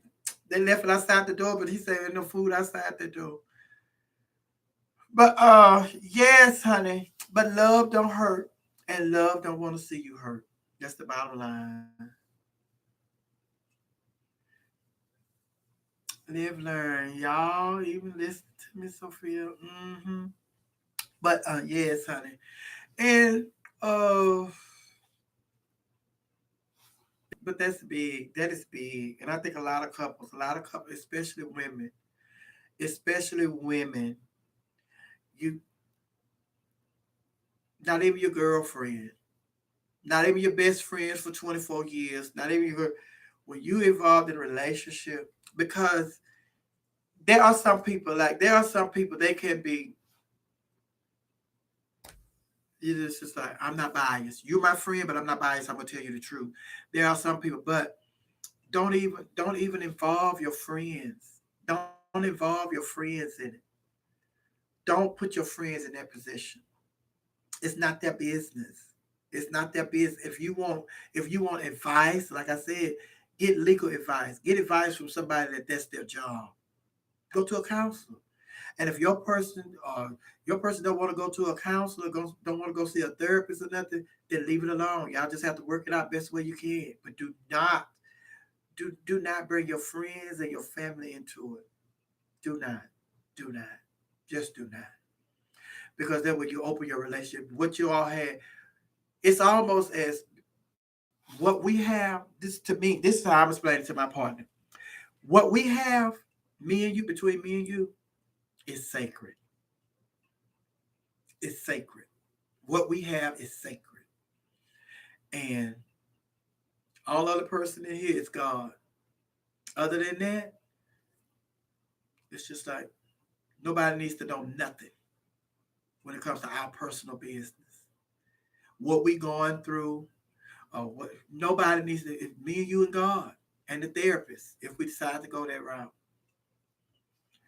But no, don't even put your friends in. And some of y'all friends are right. And they have the best heart. They there for you, but to the other person, it could be perceived as their bias towards you because that's your friend. So then you done went and got advice from your friend. So now he gonna want to go and get some advice from one of his friends. So now you got two of your friends involved in your relationship. Don't even put your don't put your friends in that situation. Don't put your friend. Do not invite outside forces. Do not. Do not. And honey, I'm telling you, yes, it's nobody. It's sacred. It's sacred. It's sacred. It's a sacred union. Even if you're not married, even if y'all just dating, y'all getting to know one another. Just baby, listen. All they need to know is this my dude, or this my gal. This is such. Nothing personal. Nothing personal. Nothing personal. The days are over. The time is over for you should share information with your boy, with your girls, and with your boys. It's just like mm-mm. Because a lot of people when they see y'all happy, that's why people step to you when they see you happy. When they see you and your dude together, you and your partner, you and your lover, you and your wife, you and your husband, they see y'all together and y'all always happy. That's what they want, that happiness. But they don't know that what they should know. This smile on my face and that smile on his face is not because of somebody else outside this relationship. We put those smiles on each other's face. And you coming in between us, or you trying to talk to me, don't mean you may take my smile away. You want my smile, but you may take my smile. So no, it's like I'm happy. And then conversation tell people that every every couple has problems, has issues. And it was just like I was telling y'all about the church. We were talking about the church. I was like, "Child, I'm not finna up and leave no church because the pastor, Jamal Bryant. If I'm going to New Birth, I ain't finna up and leave because Jamal Bryant got some woman pregnant. If Jamal Bryant is bringing the word and he feed my soul, I'm getting nourishment from his sermons, I'm staying. Because if I go to another church, they got problems. If I go to another church, they got problems. All churches got problems. All human beings got problems. And although they're the leaders of the church and they're supposed to be setting the example, they come short. They fall short. So I'm not putting my trust in man no more like that. I'm not putting man up on a pedestal. I'm just going to get the word. I get that word, all that other stuff. I'm not worried about what who Jamal's sleeping with, and he got a baby. I got other stuff to worry about. My baby done failed. I got, seriously, no, but I'm not worried about that. Now when I go there and I sit in the pew and I don't feel nothing, then I'm gonna feel like, well, you can't feed my soul because you're too distracted. So I'm gonna have to go somewhere else so I can get my soul fed. And it's just like, I can't do it. I can't do it. I can't do it. I can't do it. It's just you and one other person. You and one other person. And then I'm sure if there are some couples on here, if there's some married people on here, there are married people on here, and you done brought, you done went and talked to somebody else about something going on in your relationship, even if your mom or your dad, don't even bring your mom or your dad in it. And if they come to you, if you are a mama or daddy, and they come to you, you say, baby, listen, I love you and I trust your judgment, but this is something that I want to stay out of. This is something that you all gonna have to work out because it's gonna be another time that something else gonna come up, and you can't keep running to me. And the friends need to say the same thing. I love you dearly as my friend, and I'm gonna be here to support you. But this is something that you all have to work out. And I just don't want to get involved, and I don't want you to involve me in this because it's going to be many times when y'all going to have situations and disagreements and stuff, but only you two can work them out. Coming to ask me is what I would do if I was in the situation, but you're not me. So you and your partner are going to have to figure it out. And as a parent, you need to tell your parent, you know what you want. You know what you want, baby. You don't need mama. You don't need daddy. Come on, baby. You grown enough to know what you want and what you don't want. And you need to express that to him or express that to her and leave mama out of it because y'all gonna have problems. As long as y'all together, every now and then you're gonna have some problems. There are gonna be more good days than bad days, but when the bad days come, y'all gonna have to figure it out. You have to figure it out. And if you love somebody, you're gonna do what you can. You're gonna do what you have to do to figure it out so you can get back to the loving part of the relationship. It's just a bump in the road. And when you get to bumps in the road, baby, you can't just run to everybody else and see how they go. Ask for advice. You got to figure it out. You and that person got to figure it out. And then you know what? That makes your relationship stronger. When they see that it's just you and them, baby, we got to work this out, babe. Babe, we got to work this out. That makes the relationship strong. That makes them love you even more because they see that you trust them enough to know that we may be right here right now, but we're going to work it out. We figuring it out. And I'm not running to no outside source. I'm running. The only person that can work this out is me and you, baby. So the only person I'm running to is you. How we going to do it? What we going to do? This is what's going on. And then a lot of times, a lot of people, what you need to learn how to do. This is a big lesson for me. I had to learn that you have to you have to tell people how their actions make you feel. And you have to you got to talk to them just like we talking, just like I'm talking to you now. You got to talk to them in this type of voice. You say, "Hey, this this this is what's bothering me, and when you do this is how this make me feel, and I'm bringing this to you because I don't like feeling like this, and knowing that you love me and I love you, we need to figure out a way that we can work this out because I don't want to be here and you don't want me here. So, what can we do to work this out?" And you tell them why you feel this way. And then it's just like, if it's, from when I was little, and so I've never, so every time you do that, it takes me back to that time. So, I'm coming to you. And because you didn't know that that happened to me when I was little. So that's why I'm bringing it to your attention now. So now that you know that you could be a little bit more sensitive towards, doing that or saying that. Because it could be just an innocent something that they're saying or doing with no idea that it caused you, that you had trauma during your childhood dealing with such like that. Oh, okay, baby, I know. Oh, baby, I'm so sorry. I'm so sorry. Please forgive me. And baby, y'all work it out, work it out, work it out, and work it out. And I'm telling y'all, I love to see people in love. I love to see people in love and when it's real and it's genuine. There have been couples that I know that I have just pulled them aside and said, "Listen, y'all love each other. And I know it's something going on right now, but work it out. Work it out. Only y'all can work it out. Just work it out. Work it out." That's it. That's all I can tell them, honey. I don't need to know what the situation is. I just know that y'all not looking the same that y'all been looking ever since I've known y'all. I can tell when it's a little off. So it's like, come on, work it out. Mm-hmm.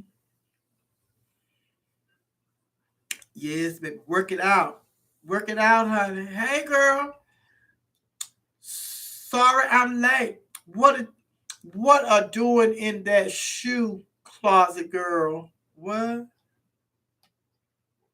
It's moving.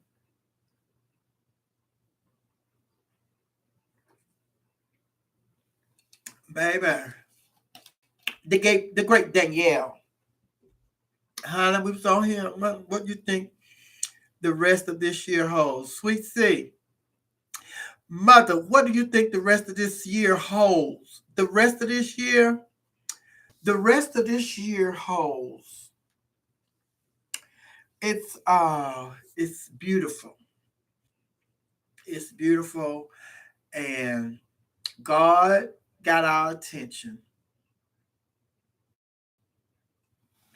God got our attention. And it's just like with me,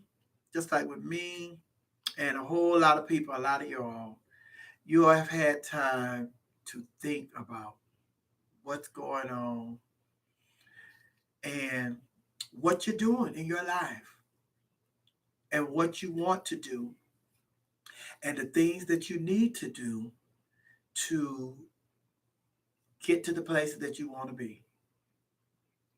So it was just like it was time for us to get off the land, to get off the work, to get out of the skies, all them airplanes up there, all the ships and boats and cruise lines on the water, all the buses and cars and all that stuff. And it's just like, get out, go inside. Go inside, let me heal the land. And while he's healing the land, we're inside, we need to heal ourselves. So it's what is it that I need to get to where I'm trying to go and to do the things that I want to do in life. So that's time for you to come up with your plan, with your lesson plan, like a teacher. That's time. It's time for us to figure out what we want. So when we go back in the world, we could start working on that. And if you're focused, and that person is focused, and that person is focused, and that person is focused, and that person is focused, and that person is focused, we're all focused. When we go back out in the world, it's a different world. Just like a TV show, it's a different world. It's a different world. So we're going to be entering a different world, and we're going to be entering the world as different people. And hopefully hopefully the majority, not everybody, but hopefully the majority of the people see that time is something that you can't get back. So stop wasting it. Stop wasting it on foolishness. Stop worrying about what somebody else do. Focus on your plan. Focus on your plan, but don't be so focused on your plan that you can't set a prayer up for everybody that's trying to work their plan. So it's just like the world is going to be great because the world is going to be better. It's going to be different, but it's going to be better because a lot of the pollution and stuff and all that, it's been cleared up. So it's just like it's going to be a different world, but it's going to be better, and we should be better individuals, and we should not only focus on our plan, but also the planet, because the planet is dying. And if we want the planet to give us the desires of our hearts, and we want to go out and do the things and acquire the things that we want, then we need to show appreciation and start taking care of the planet. So it's just like you stop looking out for self only, start looking out for the planet and looking out for each other. Got to be more polite, got to be more respectful to one another. We got to. So during this time when we were all like sitting here in the house, you know, you have time to do nothing but think and what it is that you want. And then especially if you have kids, it's like, oh, that's a and then how many times we hear the every time they get ready to argue in DC, they get ready to argue about a bill, and they get ready to presidential election, get ready for governor election, get ready for the mayor's election, get ready for anything. All they talk about is what kind of world is this gonna be when we gonna leave our kids? What kind of world we gonna leave our kids? Well, we need to stop thinking what kind of world we're gonna leave our kids and start thinking what kind of world are we living in? What kind of world are we living in? Because if I start living in a healthy world, if I help the world, you know,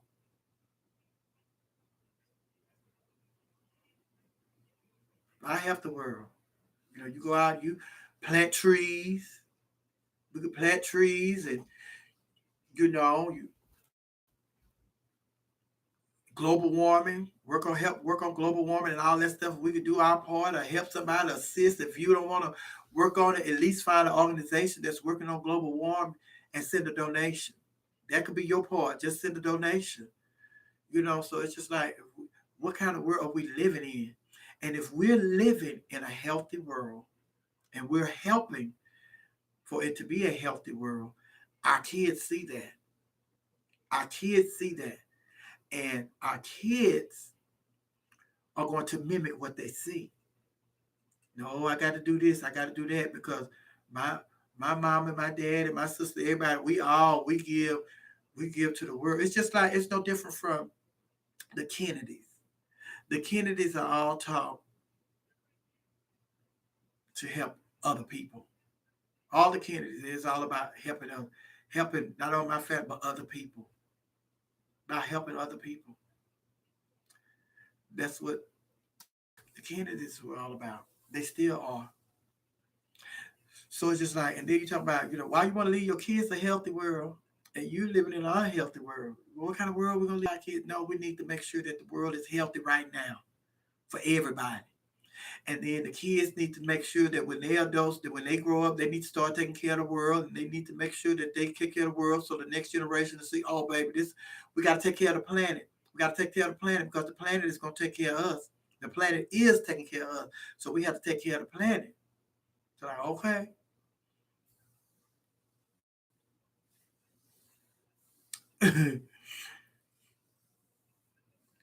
oh yes, honey, but we gonna be fine. We're gonna be fine because he's gotten our attention. He's gotten our attention, and yeah, change is coming.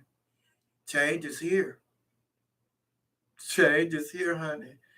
So we just have to, because they've been playing, they've been telling y'all the glaciers are melting at a rapid pace. And then Al Gore been telling y'all global warming is serious and it's gonna get worse, y'all. Y'all better get serious about global warming. It's real, it's real.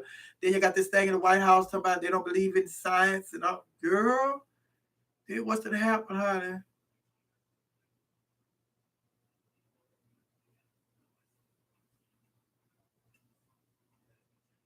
Yes, honey, it's girl. The world is changing. Chris underscore major about tell us a funny story about one of your friends. I don't have no funny stories about my friends. My friends are dead serious. Let me see. Let me see. Let me think of what. Baby, you be coming out of woodworks with these, honey. Funny story about one of my friends. Let me see.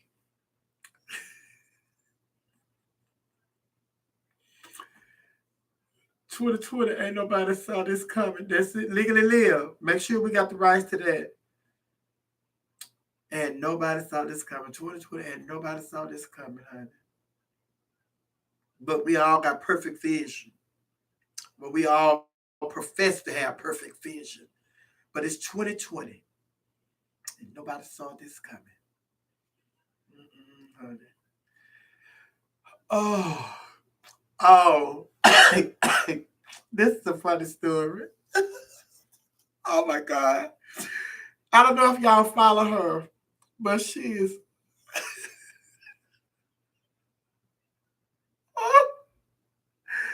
Jasmine. Jasmine. Realistic. Miss Realistic. Y'all know her? Miss Jasmine Realistic. So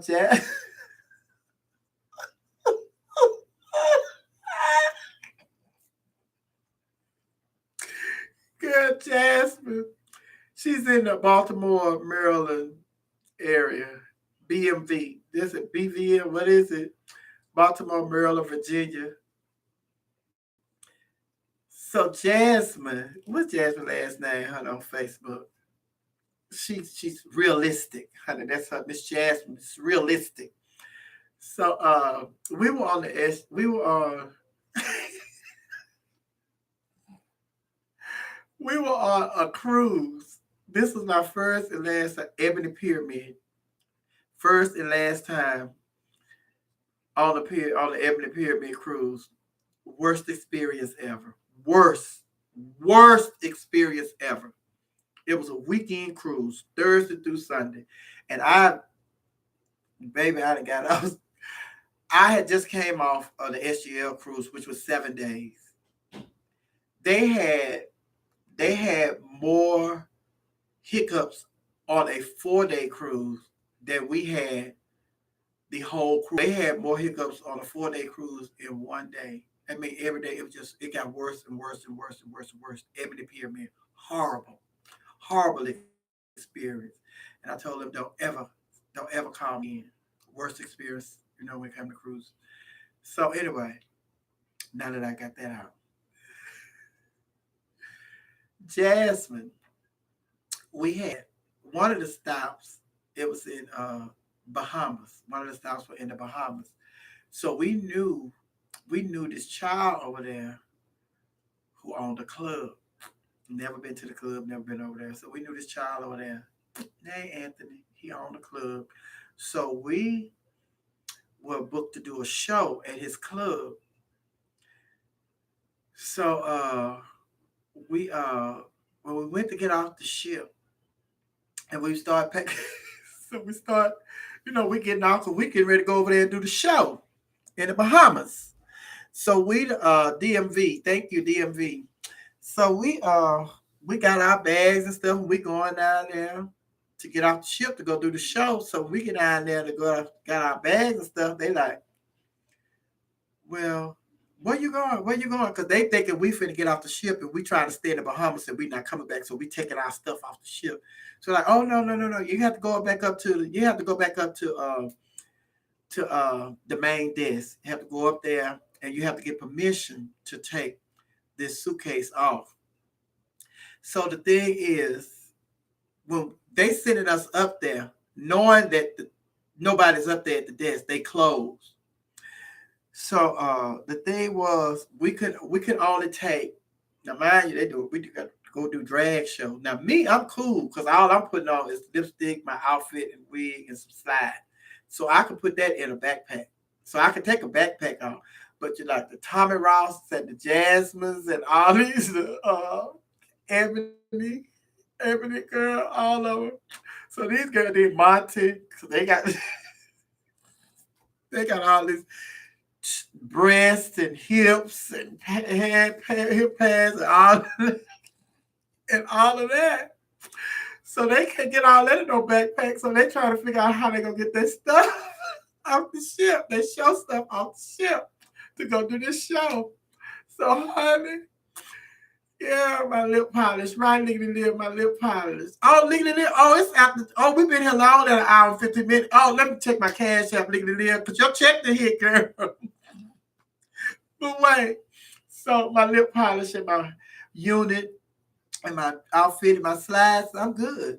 So we, like I said, the desk was closed, and then on top of that, you have to request to be able to do that. Like you have to request to be able to do that for before. It's like you have to do it like 48 hours or 72 hours before, so you can get approved to take your stuff off and all of that. So it's like, oh, okay. So we didn't do that. So then they sending us up there because what they're doing is they're just sending us to the desk, knowing that the desk is closed. They just want to get us out the way so the other people can get off the ship. Just want to get out from going in town and stuff. So they just said it. So we all get up there. Say, girl, they closed. So then it's just like we got to go to this show. So we got to figure out something. My dad, baby, listen, I got my stuff. So we all figured it out. So We all, like the duffel bags and backpacks, so they done went and condensed their stuff. Tommy and Monty and all of them, they done condense their stuff to get it in a duffel bag. Because you can take a duffel bag, you can't bring them big old suitcase y'all roll out there. They're not letting y'all take that off there. So it's like, okay. So we are we are all at the club. We're all at the club, and that's a whole nother story. So, baby, I'm telling you, he thought us, he had us thinking that he had the Lolo Club.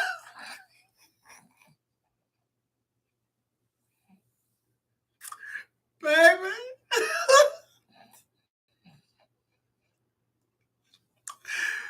Little old ragged ass bitch. look like, look like, and I'm not exaggerating, look like it was a condemned building that he had somehow.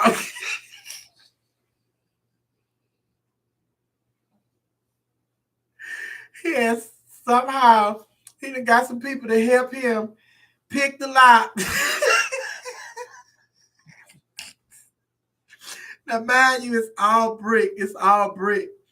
A brick building. And then it's just like, I'm not exaggerating. I'm not lying, honey. Listen, I'm not lying. I'm not lying. They had like some wooden shelf. They had just got a shelf, like some plywood, just a 4x4 or 2x whatever. And they had put them up on the wall. They had about 4 of them. And that's what they had the liquor on. I'm telling you, child, I'm not lying. It look like this is a makeshift club. Makeshift club. Look like after tonight, when the folks find out they was in this building, then they're gonna be in another condemned building tomorrow. But this was his club. Listen, so he probably on here listen to me. I'm sorry, Anthony. But it was a mess. It was a mess. But wasn't no club. It was just a building. And then for the dressing area, they had put some.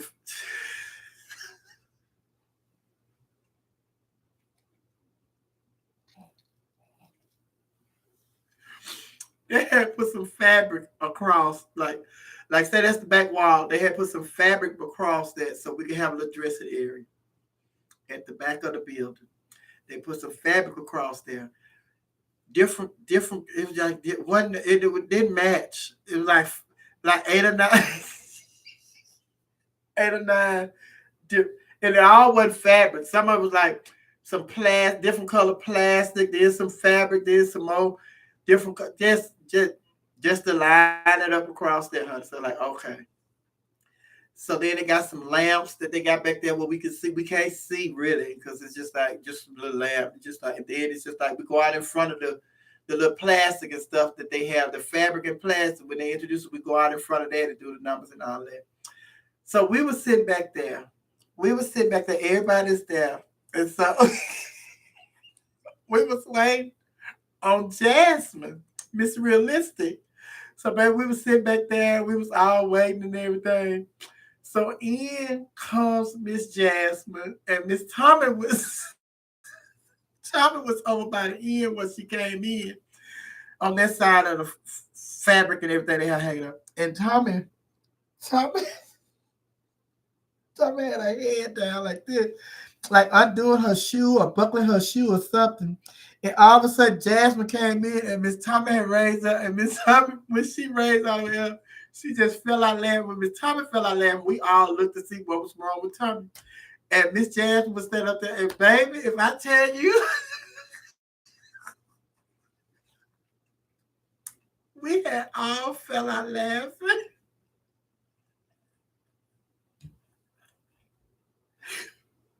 Miss Jasmine, Miss Jasmine, she had.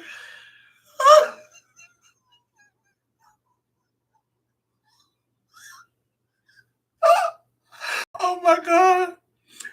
Miss Jasmine, she had on a sweatsuit and she had stuffed everything.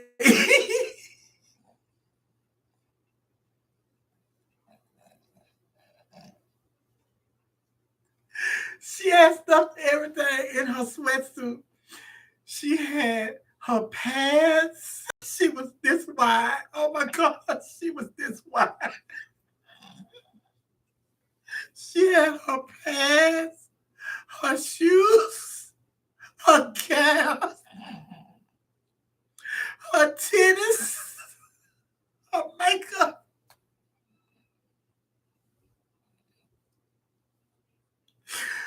Oh, and her wig. She had everything just stuffed inside of her. And she just looked like she had on a fat suit.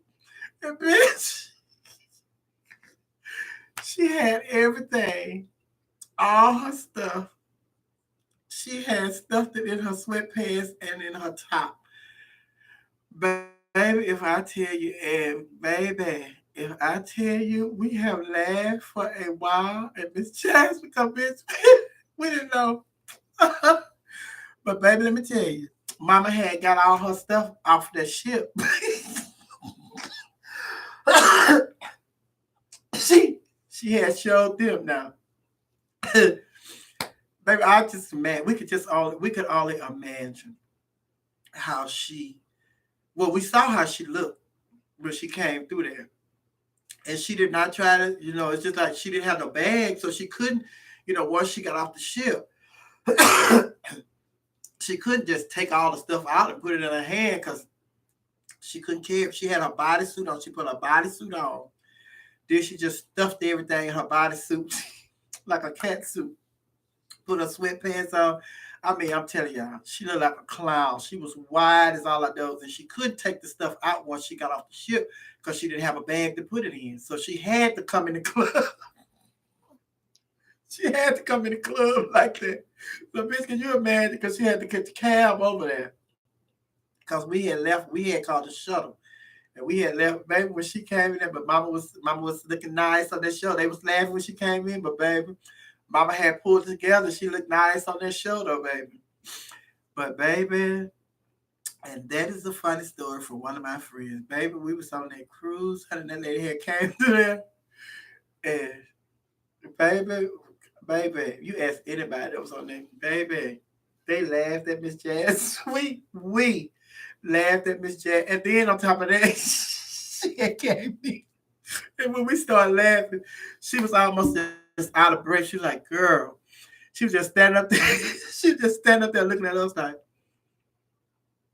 and we just laughing. And this is how she looked. She's like, girl, do y'all know what y'all really don't know what all I had to go through to get here and to get my but girl, how she said I had to breathe. I had to figure it out. Because how am I gonna do a show and I can't bring my stuff? She had her makeup. Oh, no, I think she did. No, she did her makeup on the ship. She just went to the room, did her makeup. She did her makeup on the ship. But she had brought a little pile of stuff to touch up and all that. But baby, oh, Miss Realistic, honey. We laughed at her that day. Yes, we laughed at her. We sure did. Yes, honey.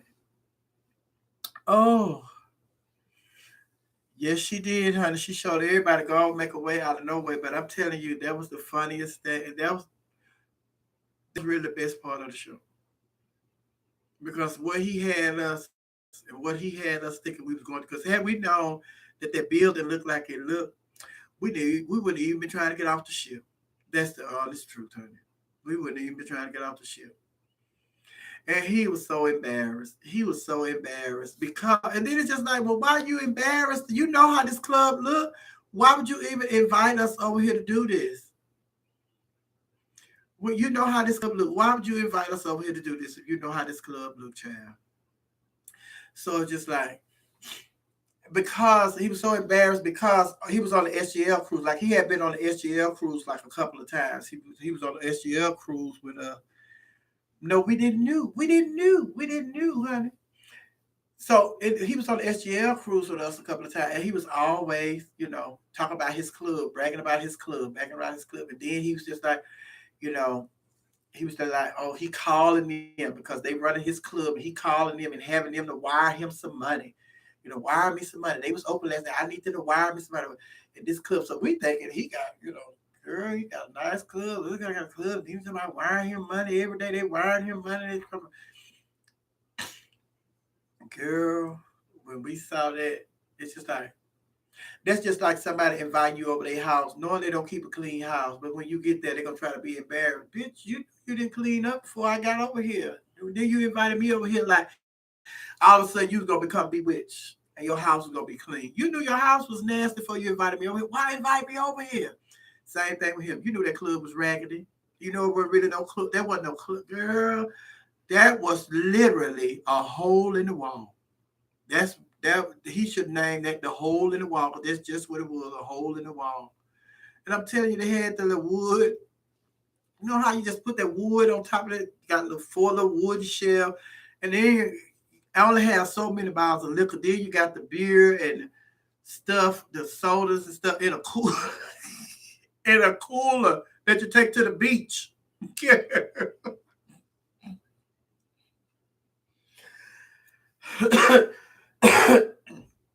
So after that, honey, it was just like, don't come on the SGL cruise trying to floss no more like you got this one more club, like you over there with Studio 54 or something, honey. Girl, don't do that. Don't do that. And baby, but the thing, and then on top of that, because you know they not really into the gays over there in the Bahamas. So she had he was paying the police officer because the police officer was coming around there to check, make sure everything was all right. So he was paying the police officers to come around there to do checks, like to check on the place. Because they already know, honey, the police officers, they could set you up. They say this. Sometimes the police officers will set you up themselves. So you have to, pay them under the table so they can keep an eye out for you. But it's like, child, I'm telling you, honey, had we known, baby, we would even been going through all that to get off of that ship. We'd have stayed right there on the ship, honey. Not to mention, like I told y'all, this was with Ebony Pyramid, the worst cruise experience I ever had. Then to get off, and it was just even worse. That experience was the worst. Jasmine, she put some life into it for us. And Miss Tommy, I'm telling you, honey, after the first, I'm telling you, during Rich Me, oh my God, I can, some other time I would tell y'all all the majority of stuff that I can remember that went on. I will let y'all know, but not right now, honey. Because Miss Tommy, I had got to the point where I told the child who booked me, don't talk to me, do not talk to me, and I was walking around there, I was not talking to him. I was not talking to him, and Miss Tommy and everybody, like, oh, Miss Sophia, they're like, oh, Miss Sophia, please say something to her. Yeah, oh, honey. Because you have to understand, I had just gotten off a 7-day cruise, and that's what everybody said. Girl, I had just got off a 7-day cruise that Monday, and I had to go back on the cruise with them that Thursday. So that's Monday I get home, Tuesday, Wednesday, Thursday I'm back, and it's just like I have went on a 7-day cruise. We have not had. We really don't have no problems on the SGL cruise. If it's one or two problems, it's know about. They had tons of problems from the registration all the way. Every day it was something, and it was bad when the person now he he get ghosts when there's so many issues. He don't want to deal with the issues. He want everybody else to deal with the issues, and then it's just like I'm telling you, this is how it was. He would come out the door not knowing that somebody was out there complaining. Then he just walk into a complaint. Somebody standing out here complaining to the staff. He come out the door, the people complaining. So it's just like, oh, if he'd have known that, he'd have went another route, went up the service elevator or something. But so he'll stand there, he'll listen to the complaint, people complaining. So they say, hold on. Then he'll go back to the door, and then he'll send somebody else out there to deal with this. She said he'll be right back. Wouldn't come back. That's the kind of stuff. That's the kind of stuff we was dealing with. But they were dealing with. I wasn't. So it's just like, and I put him on blast. I put him on blast. I put him on blast, honey. Yes, I did, honey. It's horrible, horrible cruise. And don't ever call me to come on. Don't. I said, baby, I've been on a 7-day cruise. I said, what's so insulting to me is I've just come out for 7-day cruise and we ain't had no problems. And y'all have had more problems in one day than we ever had on a whole 7 days. We ain't had this many problems. The amount of problems, y'all, I mean, it was just, girl, we'll talk about it some other time. We'll talk about it some other time, but we don't have the time to go through that right now, honey. But that would definitely, baby, that could be a one.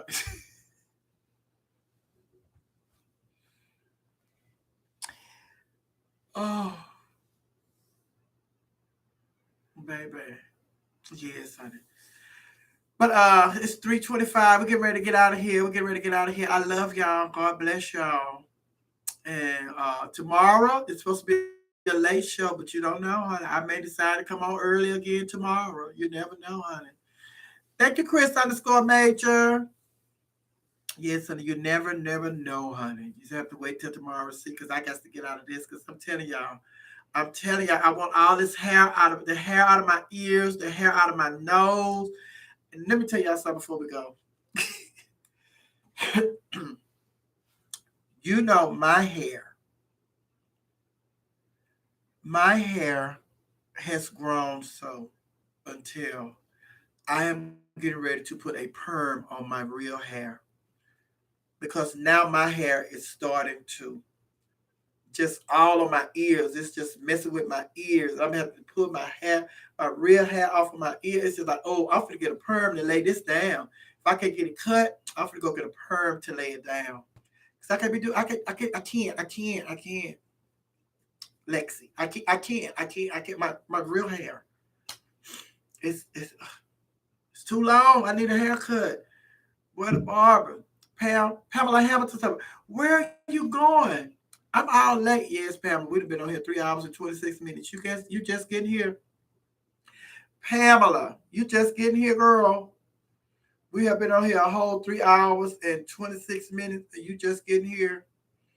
Yes, but Pamela, you late, but you go back. But send me my cash app. You can still send my cash app. You on time to send my cash app on my PayPal. Go on and hit me up, because I done did my job, honey. I need my check. Thank you. I love you all. I'll see y'all tomorrow. That's my favorite vacation, and I have been on 11 cruises. What? The SGL cruise? Baby, the SGL. Girl, I'm praying that they be got this stuff. They're going to let us know in June whether or not we're going to be able to sail, honey. So I'm praying that we'll be able to sail, honey. We'll be able to sail the SGL cruise, honey. SGL cruise. A lot of people say they're not going on no cruise, honey. Look, I love this, pulling this hair up. I love it. She didn't know we was here early. Thank you, A. Ace, have a wonderful day. Michelle Coleman.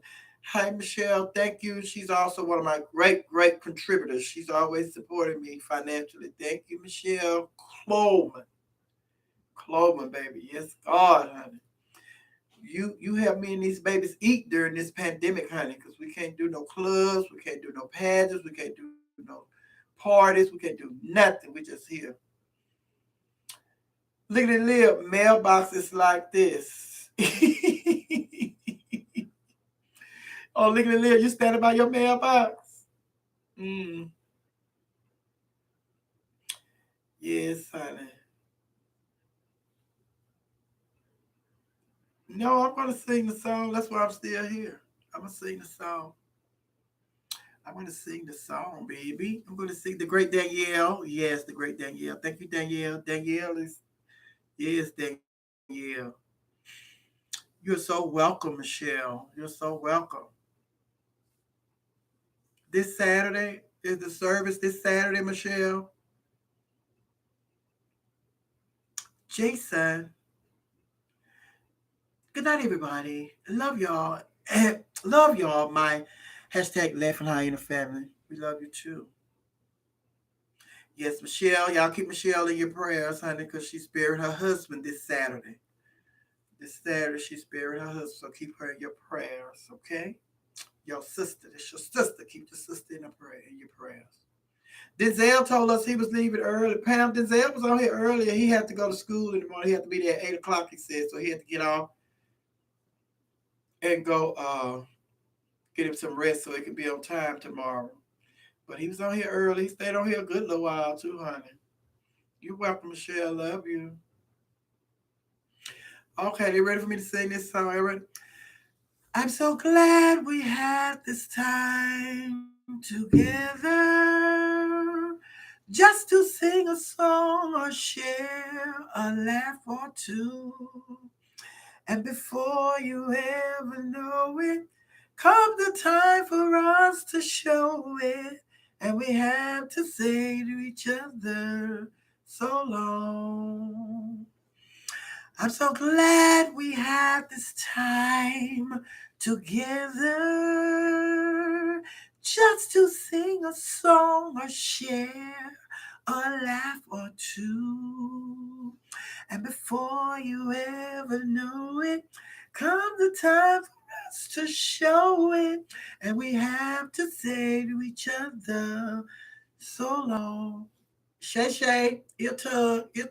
Shay Shay gone. Shay Shay had to leave. Shay Shay had to get out of here early. Ear tug, I love you. God bless you.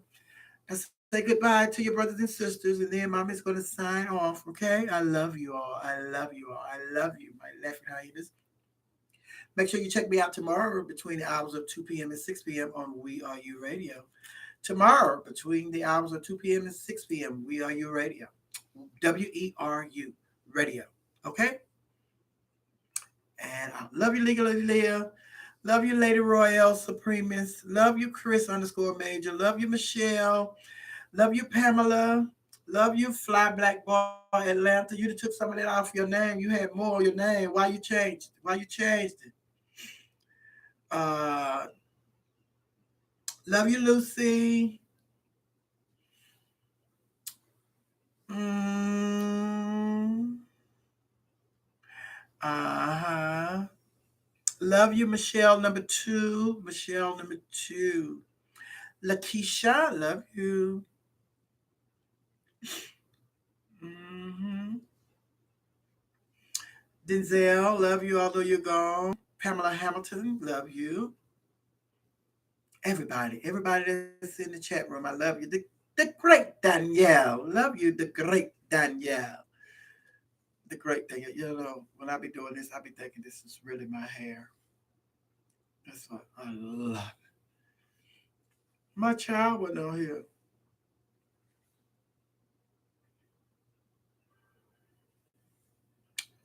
My child wasn't on here. Put. Yes, Pamela. Put. They ain't put it. Fly Black Boy Atlanta said, don't go. Do not go. Mm-hmm. If I have to go, honey, I have to get, baby, this is good time. We get out of here good time tonight, honey. Put that unit up. Put it up. Yeah, I know what you was talking about, but I put it up like this. Oh, that's cute, honey. I want to wear it like that the next time. Lady Royale, come over here the next time I wear this so you can pin my hair up like this. I want it pinned up like this. Yes, so they can hang down like yes.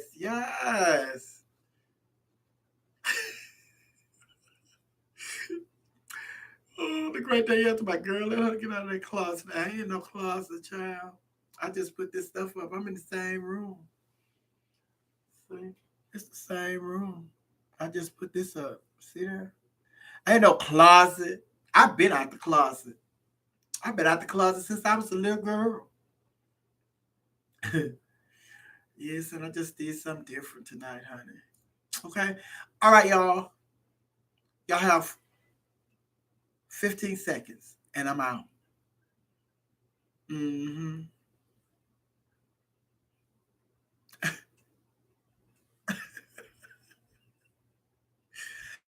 I love you too, Lady Royal Supremist. My darling.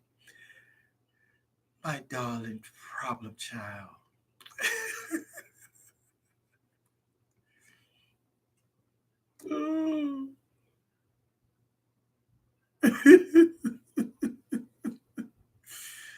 Oh, Lady Royale, just for you, I'm going to stay on here for 40 more seconds. 335. It's 334, 26, 27, 28, 29, 30 more seconds. Yes, I did not. I love you, Lady Royal Supremist, my only problem child. Why do you hate your mother so? Let me stop that, honey, before she become a problem child for real, honey. None of my children are problem children. I don't speak that into existence. I don't believe it. I love you all. Good night. God bless.